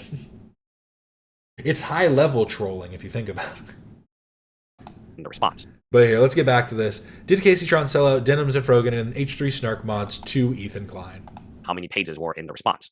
Now, Kaceytron's apology is just that. It's part of her settlement. She sold both Frogan and Denins out. Woman power. This is a clear example of an individual who is the weakest chain in the link, and she was always going to settle. I always have said that settlement isn't something bad, and perhaps when you're really aggressive, like Denins cannot settle, because there are two reasons Denin cannot settle. One reason is for Denins. Denins raised a lot of money to sue Ethan Klein, theoretically for defamation. Now, this lawsuit never happened, but the money she raised did happen. And she was very proud of herself. She was very proud of her community. So you go from wanting to sue Ethan Klein for defamation to now being sued for copyright infringement. Interestingly enough, her lawyers, the same lawyers that settled. Kaceytron has two set of lawyers. The same lawyers that settled with, I think these were the main lawyers, is the same lawyers that Denins has.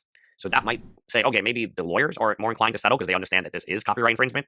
But I don't think Denins can do it out of her own spite. And she's already doubled down so much. She has the meanest history with the Kleins. Now, moving on to why Ethan Klein should not want to settle with Denins is because the entire H3 Snark, and he's been very adamant about H3 Snark uncovering who they are, that entire saga is dependent on Denins. How can you logically say, hey, I need to know who these people are because I want to sue them for contributory copyright infringement when there is no copyright infringement? Part of the H3 Snark's argument, which I would agree with, is that this is their best argument, is if Denins didn't commit copyright infringement, we're off the hook because we cannot commit contributory copyright infringement. So, well,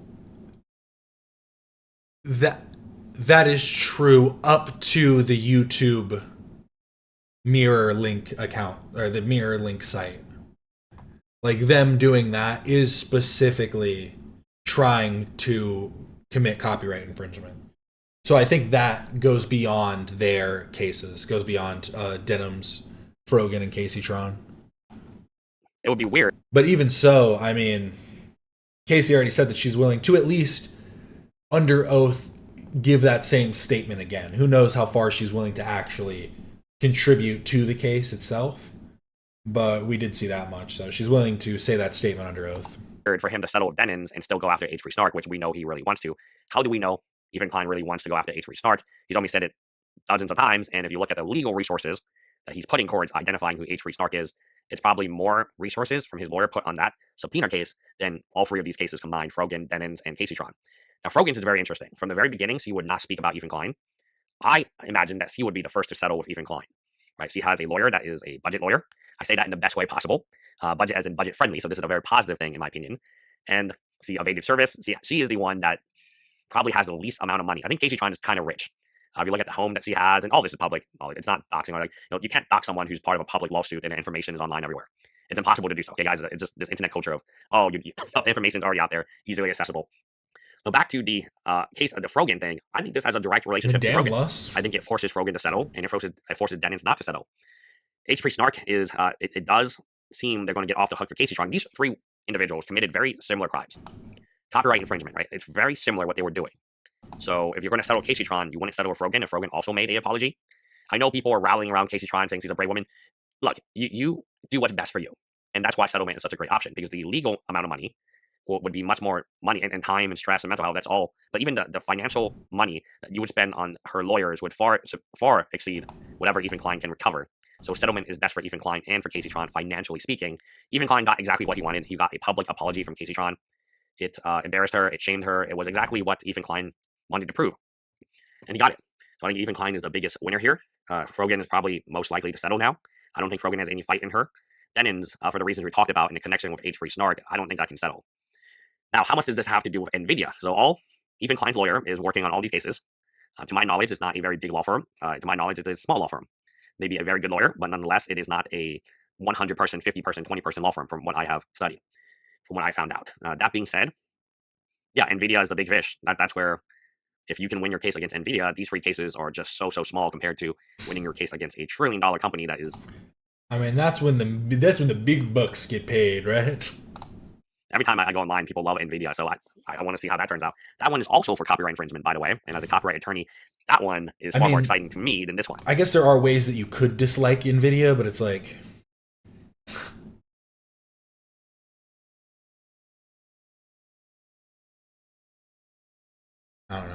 Even though this has drama, it has other influencers, and the video one is interesting. I don't think Frogan has any fight in her. I mean, she literally hasn't done a whole lot. She's kind of just been trying to fly under the radar. I really think that she might believe that she can just like wait it out. Technology, AI involves downloading videos and teaching the AI. I mean, we every single field, art, books, learning, every single field has been changed by AI, and AI has done this essentially by stealing people's content and learning from it, and then combining it, and then suddenly it's something new. As an IP lawyer, especially a copyright lawyer, I'm kind of interested to see, because anytime there's a new piece of content created by a human being, the AI is just going to incorporate it into its knowledge base, unless somebody sues and prevents that from happening.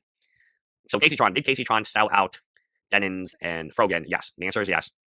When free people are in the same case together and they have very similar fact patterns, and one of them settles by apologizing to the plaintiff, that does weaken the other two cases.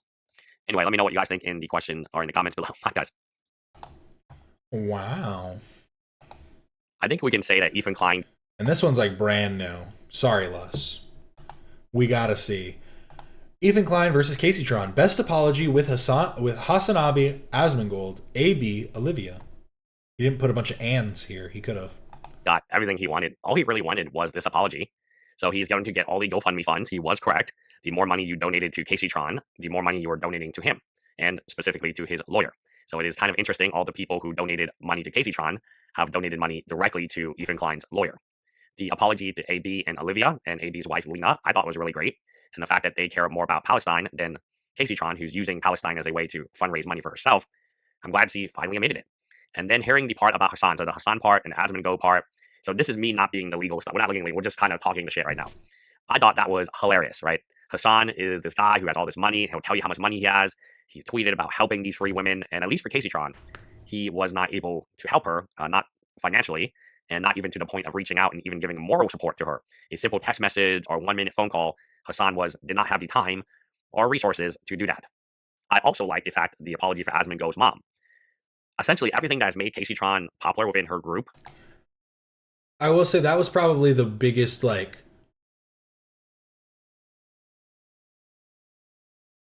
I found that part the most interesting because that part has literally nothing to do with any of them, but I think it was more so just about statements that she's made in recent times is kind of the...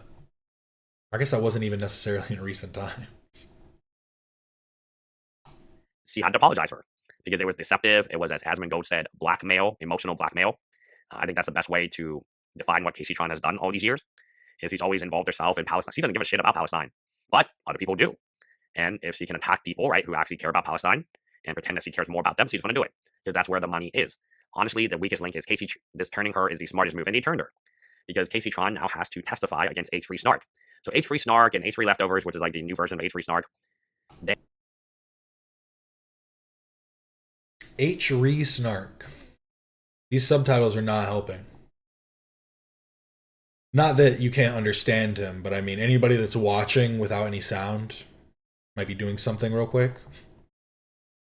This is not going to help at all. They love Kaceytron there. They love Denins. They love Frogan. They've been rallying around these individuals only to have these individuals turn on them.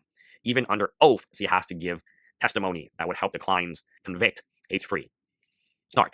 And that's basically the main target. Anything and everything Ethan Klein wanted. So if you wanted to know who won in the settlement, even though the settlement is not public, just listen to Kaceytron. She explained the fact that Ethan Klein does not make an apology to Kaceytron video, but Kaceytron has to make an apology to Ethan Klein video. That should tell you who won this case.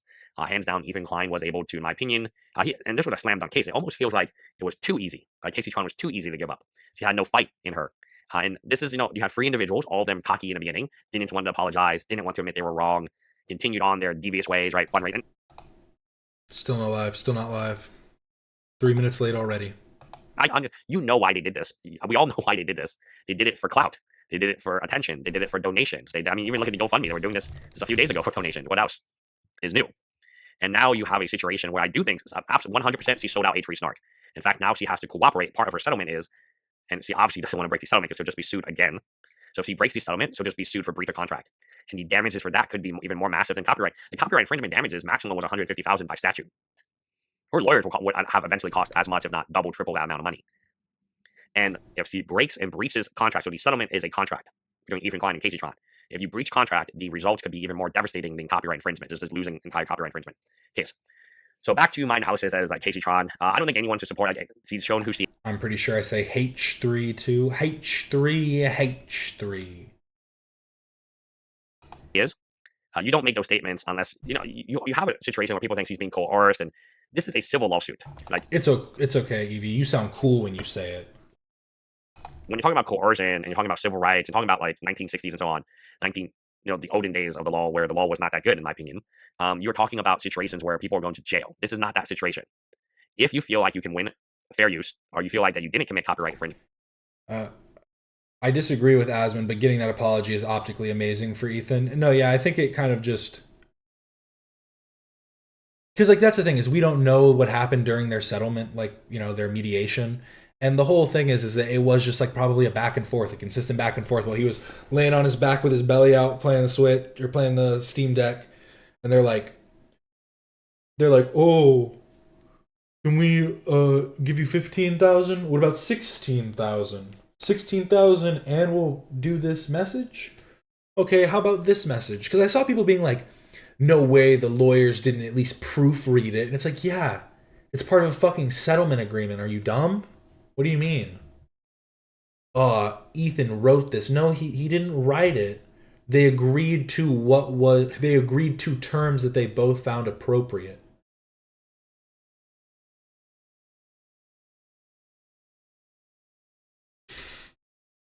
Free Kaceytron? Well, I think this kind of put her free, right? That was kind of the point. She set herself free. You do it. You fight it. And Kaceytron didn't have the backbone or spine. I'm very not surprised that C was, as people said, the weakest link. I am surprised that Frogan didn't settle before. Frogan seems to be the smartest of the three, and C was kind of contemplating. C didn't talk about Ethan Klein. Kaceytron continued to talk about Ethan Klein up till the point of settlement, where she essentially was saying Ethan Klein was destroying her or family's life. Ethan settled with her. That shows that Ethan was the bigger man in this. 16K. Yes! You agree? No, I just beat another Hades 2 topside run. That's such a niche joke, but that's a good one. That's good. And he settled with someone who was still speaking that poorly about him just to get donations, right? Well, I put up that video, to get donations. And she did get more donations. And turned out she got more donations for Ethan Klein. Could you imagine being a supporter of these idiots, right? And you're just donating money to the guy, supposed individual you don't like. So I thought it was great. A.B. Lena, I thought that was great. I thought the Palestine reference was great. I thought the Asmund Gold and his mom, that she had to apologize for that. That's an apology a long time coming. And I thought the Hassan part was incredibly interesting. I don't know why that was such a big part of the settlement. Maybe somebody can let me know. Like, it's a little weird, but this is what I'm saying on mine. Influencers who have a lot of money should be going to other influencers who have a lot of money. These are their friends. These are people who have openly, vocally supported them. Hassan is... No, yeah, I do find it odd that she had to go and fundraise from fans, from Snarkers, instead of just getting some kind of fundraising from, like, Hassan. Like, it's just plain and simple that Hassan should have helped out. Like, not even from, like, he needs to. He obviously doesn't need to. But I don't understand how that doesn't seem optically poor. Like, Like, how is it not bad that a multimillionaire didn't put down, like, 5,000, 10,000, just a little bit. Throw a little bit of fucking cheddar their way. Help them out. There's nothing like that Knots guy in the Billy Mitchell versus Carl Jobs case. That billionaire actually did pay for Carl Jobs' legal fees when he tweeted online. Like, Ethan's dropping it on a Bevo. He's dropping it on a Bevo chip. And Ethan and Hassan can't give it up to people who are defending him. Hassan wanted to pretend to be that guy, but he's not that guy, right? And I feel like that really exposes a part of Hassan where maybe he says a lot of stuff, but he doesn't actually do. Frogan saved the most money by ignoring all this. Yeah, basically. She's just chilling. She's chilling right now. She's not having to worry about anything yet. Or donate or give a shit about these individuals. These are Hassan orbiters being sued for covering the Hassan nuke. I have no doubt that if Hassan tried to sue one of Ethan's orbiters, Ethan would step up and help. But that's the thing, is Hassan wouldn't have a fucking case. Yo, let's go. Let's fucking go. What else did I have on here? Oh, that was that video again. I don't think I ever got to finish this. Or I guess maybe not this one. Like the Greek name.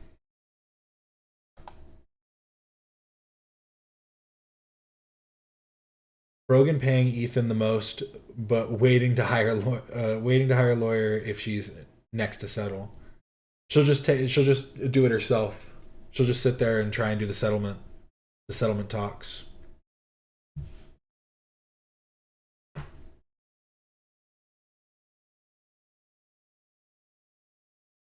Imagine my southern surprise the first time I realized they were talking about Bevo, the British fuckwad, and not Bevo, the beloved Texas Longhorns mascot. That is sad. I wish they were talking about a mascot. Mascots are pretty badass. They do some cool stuff. Bevo, I think the most interesting thing about Bevo is that his name is Beavis. He is quite literally Beavis and Butthead. This Curtis Lewa is the most commie-looking Republican. Bolshevik Revolution Corps.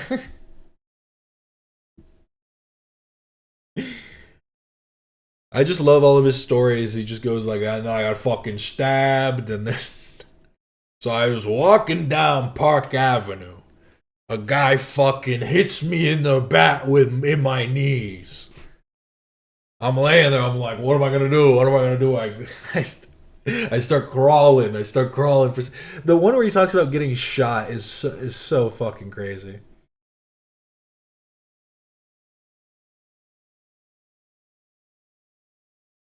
Yeah, his name is Beavis. We start with Athena, who's the matriarch. The first rescue cat we had indoors was Hercules. Okay. So Homer again, Greek mythology. Yeah, Homer, no, I got it. Thank but you. we've run out of so many Greek names that we now have new names. Like Peanut. Yeah. This is Apollo. Wait a second. It's Mittens. Hold on, Mittens. Is that a Greek name or? No, actually, the original name was Crooked Head because it has a crooked head. God damn, that happened to me. Bat to the back of the knees. That's why I've always got my head on a pivot. I'm looking around. No one will ever sneak up on me. I was putting gas in my tires last night, and I swear, or not gas in my tires. Amazing. Air in my tires. That makes more sense. I was putting air in my tires last night, and I just kept standing up. Gotta make sure nobody's about to jump me. Gotta be ready at any time. Yep, Brandon Beavis. What a name. Well, and the funny thing is Mike Judge said that he got the name Beavis from a kid in his class that was named something Beavis. I don't remember if he said the first name, but maybe they're relatives. It's possible. Sleewood to goat.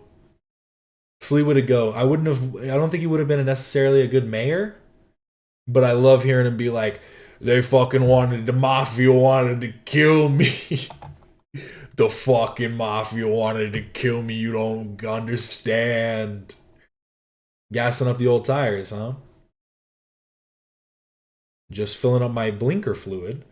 I was in like 7th grade, and a kid with a bat jumped off his friend's pegs, knocked me off. I got up to fight, and his friend hit me with a bat. God damn. What? I don't mean to ask it like, I don't mean to victim blame, but like, what did you do? Why did they hate you so much? They fucking hated you. That's crazy. I'm so sorry that happened to you. You were just being a silly gooserino, and they said, gooserino, that sounds familiar. Gooserino, where have I heard that one before? Ah, you're one of Louis' boys.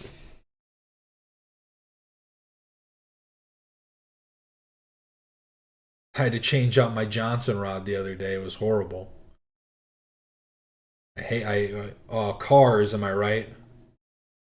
Mayor, I hardly know her.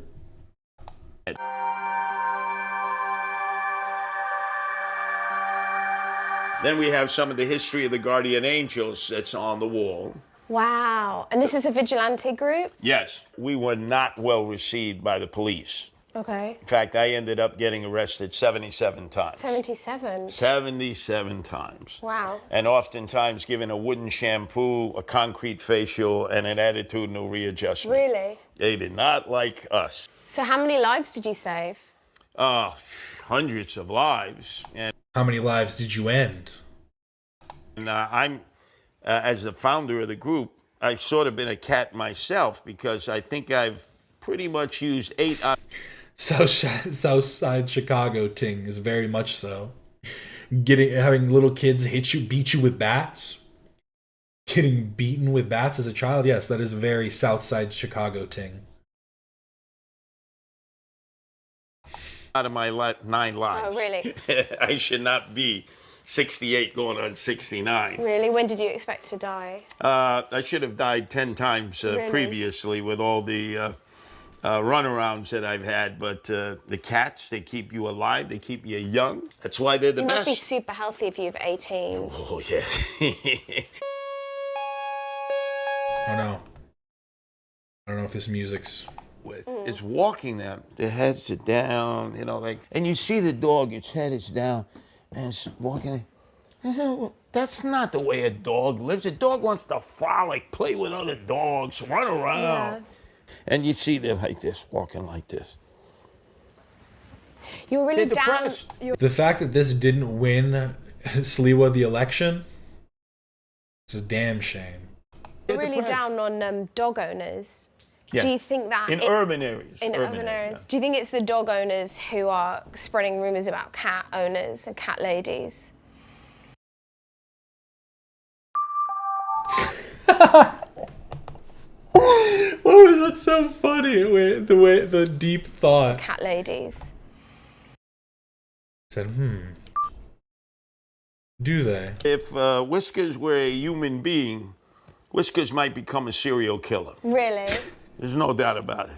Oh, they did just, Whiskers bit me just as you said that. Definitely, definitely psychotic. Are cats, in terms of their personality, more like Republicans or Democrats? Ah, it's interesting. I would say that the cats that are more like predators, that are immediately on point, they're like Republicans. Okay. And they're always ready for battle. Yeah. Ah. Whereas the cats that are more docile. Maybe that was it. It's if he would have been running on a Democratic campaign, he probably would have won being the cat guy. But when you're like, the cats that are fucking tough, those are like the Republicans. You know, a bunch of Republicans were like, I'm a fucking dog guy. You think I want your fucking little...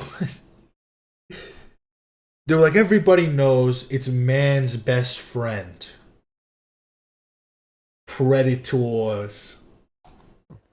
And easier to bond with, or more like Democrats? Okay, you're coming down in the...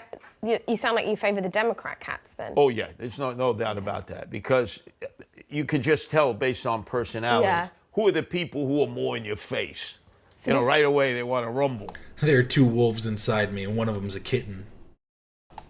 So this is Ajax. This is Ajax. Ajax had neurological problems when Nancy... I think he still does, the way he keeps flopping around. You guys ever seen wobbly cats? They're pretty cute. Saved Ajax. And is Ajax Republican or Democrat? Ajax is very aggressive. He swipes at every cat who's in proximity to him. He's like a Trumper cat. Oh. Yeah, he's a Democats. Trumper cat. And he's vying for your attention.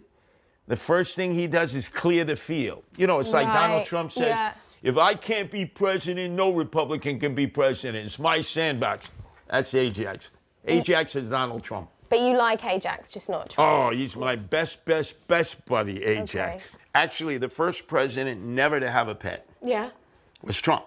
Because remember, he's in love with himself. He can be. Okay. What about Obama?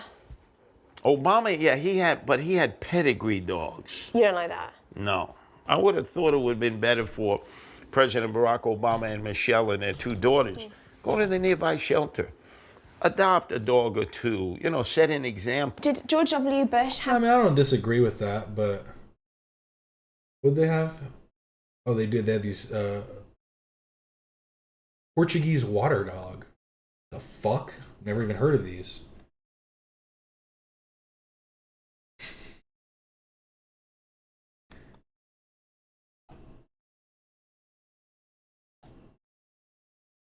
Pretty cute. Here. Sorry. Pretty cute dogs.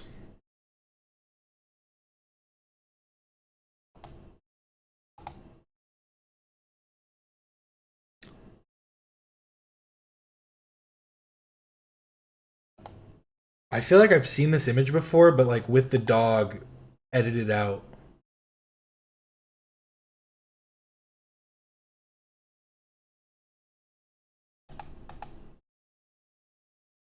Have any pets? Which one? The stupid one, Bush 43, or the smarter one, Bush 41? The stupider one, not the stupid one, but the stupider one, his son. Yeah, the one who started the war in Iraq, Yes, the craziness of the war in Iraq. I don't know if they had pets. Okay. I think they had what you call photo pets. A lot of politicians, they'll pose with a pet, and you know that's not their pet. What about Bill Clinton? Bill Clinton, so you had Socks the cat, Yeah. who actually was a stray that they rescued. Yeah. And apparently Socks was in the White House when he was messing around with Monica Lewinsky. Oh. Yo, what's this? Boopa Troopa. I don't think this is. Oh. What the fuck? What I learned. Cruel World, Happy Mind. What the fuck? 15 minutes ago. What the fuck? What? I'm gonna speed her up because I can't actually listen to her. Let's go. I don't think this is. Is this on? Okay. You could have cut this part out. You literally could have cut that part out. Hello. You made a cut there. You literally had a cut. Why didn't you leave that part cut out? Did you think that it humanized you? I thought if I humanized myself. My channel, Cruel World, Happy Mind, means just that. That in a cruel, unjust world where people treat you unkindly and unfairly. She's having it. No, she's having to explain it because everybody's been making fun of it. You don't means just that. Is this on? Okay. Hello. My channel, Cruel World, Happy Mind, means just that. That in a cruel, unjust world where people treat you unkindly and unfairly, you don't have to lower yourself to their level or let their treatment get to you. You can still find ways to be happy, to be kind, to treat others with kindness, even if you don't feel like that's how others have always treated you. While I feel like throughout my time online, I've always treated others with good faith, I do feel like there's been moments on my channel where I've kind of lost the plot, or I've lost sight of that bigger picture. And right now, I really want to get back to that. Right now, the world feels so incredibly dark and scary and, well, cruel. There isn't much positivity in the world, and I was also thinking lately about how it doesn't really feel like there's been much positivity online. Is that actually what you think your channel is? Back in the day, there were so many YouTubers who it felt like were incredibly positive, and every day I feel like that number is dwindling in favor of drama and infighting. I also You were just about having fun. It was always just about having fun. Yeah, we're just what? Like, what are you? I'm so confused already. Keeping a positive mindset and all this stuff going on is just bleh.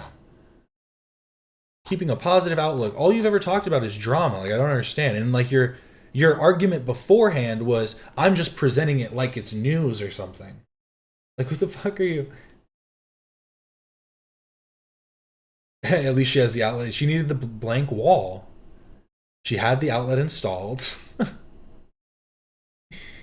kind of feel like a lot of the negativity in the world, as well as my own grief and depression, started to affect my own content. You know the saying, be the change you wish to see in the world? I want to be... Well, okay, this is only relevant if you're talking about your most recent video, so are you taking the video back? Because literally, right? Sorry, I'm having to pull it up again. Because what was her most recent one? Is she speaking out because she got something wrong in Secret Lives of Mormon Wives? The Mom Talk Reality Empire. She was like, it was disgusting of me. I've lost the plot. How could I talk down on Secret Lives of Mormon Wives? What are you talking about, Madison? I didn't need to look it up again, I guess. I had it pulled up still. Be a positive presence online now more than ever. I think lately that's the biggest lesson that I learned. I started making content in 2020 because I was really struggling with social anxiety. I also kind of thought throughout my life that no one really cared what I had to say. I may not be the most well-spoken, and I'm Hey, I feel that too. I feel like nobody actually cares about what I have to say. I feel you. Why does that matter at all right now? ever working on that. But when I learned how to make YouTube videos and edit what I was saying down into a comprehensible video, which helped my social anxiety because I didn't feel like I needed to be perfectly well-spoken right away. And then on top of that, I was able to post these YouTube videos and find a community who... I'm also just confused. Do these mics, are these not like... Do these not have charge? Like a wireless charge? Why does she always use them plugged in? Like I'm pretty sure this is like a lav mic. actually cared about what I had to say and were listening. I had never felt so heard in my life. But because of that, I need to work on being as positive of an influence as possible. I want those who have ever felt the same as me, silenced by those around them, to know that eventually you can find a space where your voice will matter. But also when you find that space, how you use your voice matters as well. I think because of the frequency She's literally saying a whole lot of nothing. that so many posts on Back to members only. Oh. Did they say it? I might not have caught it in time. Did they say something in chat? Did they go? I saw they removed the emergency app.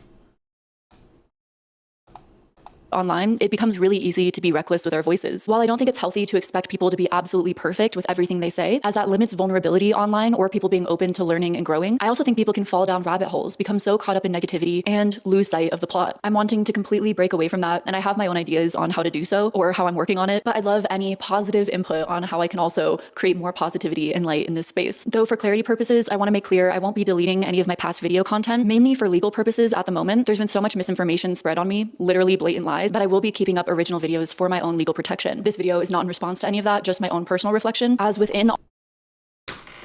Oh my god. Oh my god. I'm not apologizing for anything. I'm not going to take anything back. Oh, everybody's been lying about me. But I am doing personal reflections, and I do want to hear constructive criticisms that you guys may have. What? All of the misinformation, all of the bad faith actors online, I do think that there's been some valid input that I've wanted to reflect on and really take in so that I can grow within my content. Though I won't be deleting my own content, as I make more and more positive content, I might be changing some of my old titles that I think might be too harsh or negative. As again, on reflection, I don't know if that's what the world really needs right now. A big thing I've been realizing throughout all of this is that, I don't know, maybe I listen to feedback too much. That's definitely something that I've heard a lot. Ultimately, I stand strong in my content, and I encourage you to watch the content and form your own opinions as always. I know a lot of you have and have loved watching me for years. I think a lot of people have thought That's also a good point. She could literally private or make the videos unlisted. The fact that she's doing it, again, it's to make money. Just say that plain and simply. You go, I am not going to delete the videos that I have up currently. It is my livelihood. It is the way that I make money. So I am sorry about that, but I am looking to make better efforts in the future so that I can,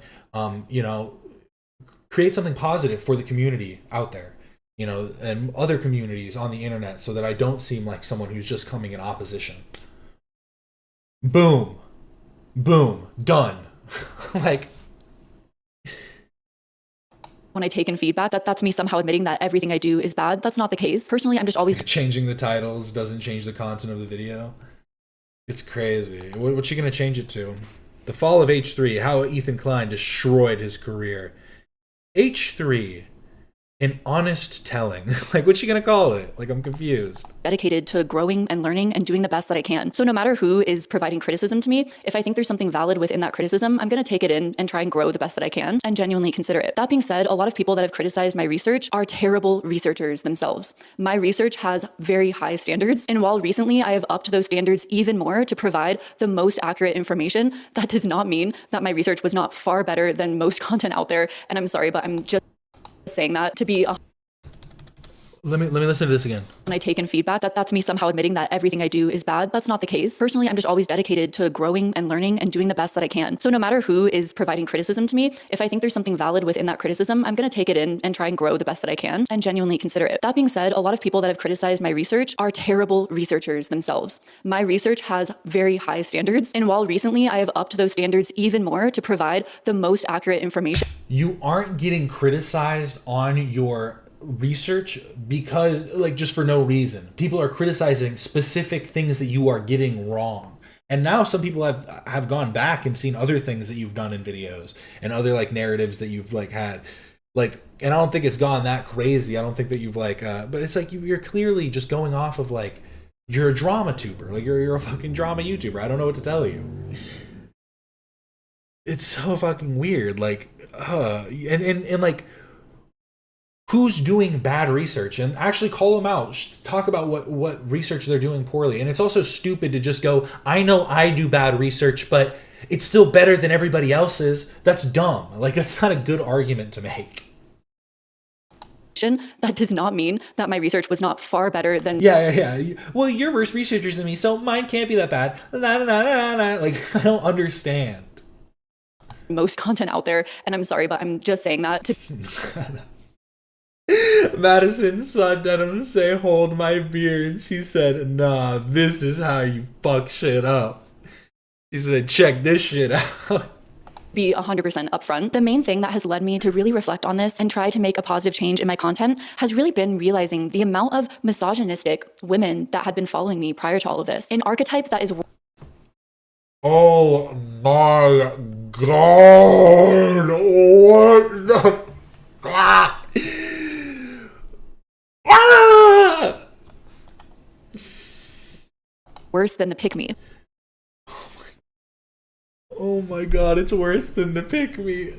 Oh my god. Essentially, a pick-me is a woman who desperately wants to be picked, so they'll try and differentiate themselves against other women, pit themselves against other women to highlight their unique qualities. This type of archetype is completely different. It's almost like they have such a deep self-loathing and self-hatred, are so maybe unpickable, that they dedicate their time to the downfall of other women around them and are completely comfortable with the most horrific misogyny in order to participate in bringing down other women around them. And when I was looking online to see if there's a term for this, there is none. There's only the pick-me, and then beyond that, there's nothing. But this is happening very much online. Because most of my audience base is made up of women, I would often discuss feminine things happening online. But I didn't realize that through this, I was developing a small and niche audience base who just would watch my content because they were excited for Yeah, if she just wants to keep the videos up and stop not apologize, why doesn't she just shut the fuck up?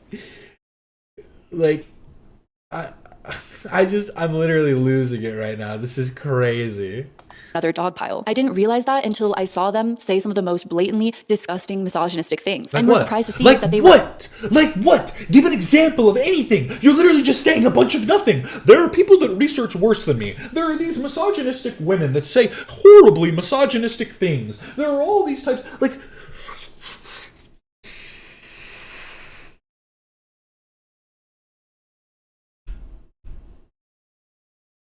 I'm literally like, I've lost it. I'm actually like, I have no words.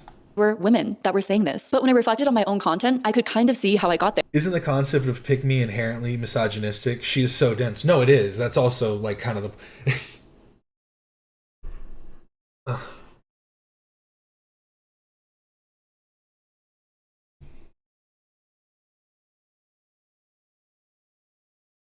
And it's like,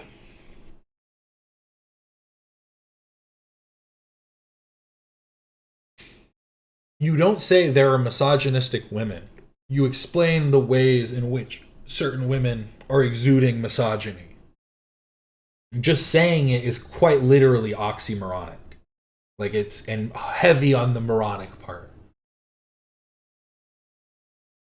There. So overall, I'm hoping that shifting my content into a more positive light will make it very clear that my content is not about making fun of women. And if that's all you want, you will not get that from me. And overall, shifting my content to be more positive isn't just a want, but a need. I agree that even some of the titles of my videos can feel If I turn this in as an argumentative essay, I'd get kicked out of the class. Where are the sources? Where are the examples? Where's the representation to what you're stating, dude? Like, she's just like literally, this is just a rant.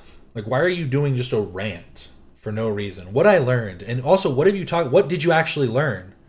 All you've said so far is, I've done some reflections. I'm gonna do things like better. Like, I don't get it.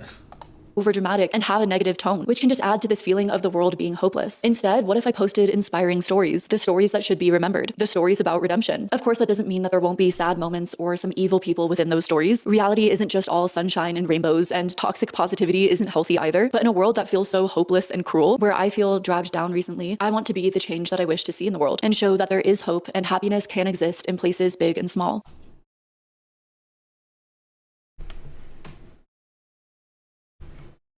I'm literally at her, like at a loss. Yeah, and on her side channel. This isn't even on her main.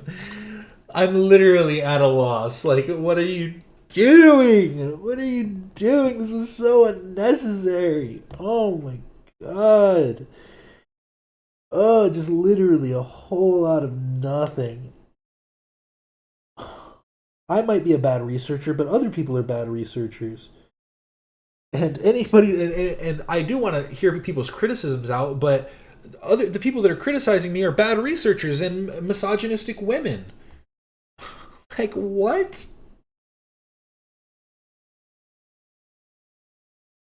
She learned she was right all along and everyone else is a doo-doo head. Yeah, she said nothing while quadrupling down. Like, literally, she learned nothing. What I learned, nothing.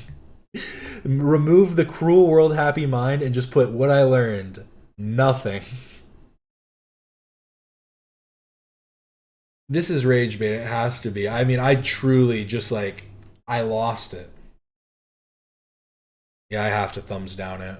I got to.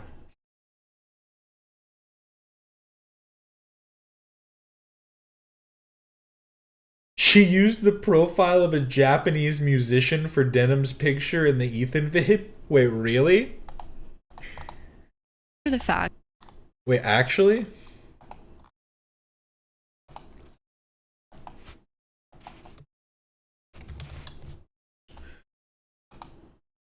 Hassan Frogan. No. I don't know if I'll be able to see it. Of course not. Instead, 3 other content creators, Frogan, Are you talking about this? Oh. Denim's channel 9695. What is this? It's December 3rd, 2025. We're rounding out the year here. Okay, they just finished up. Thank you so much for watching. Remember to like and subscribe if you haven't already. Yeah, she's such a great researcher, right? Such a great researcher and keeps her head. She has a high standard for her editors. Fucking actually doesn't know anything. Like, it's so just... Like, how do you mess this up? How do you actually mess this up? I don't get it. But yeah, that's Cruel World Happy Mind. This is literally my reaction to the video. Thank you so much for watching. Remember to like and subscribe if you haven't already. I do this every Monday, Wednesday, Friday. Did Tuesday yesterday. Going to be doing more streams also. Thank you so much. This is Cap and Quasar signing off.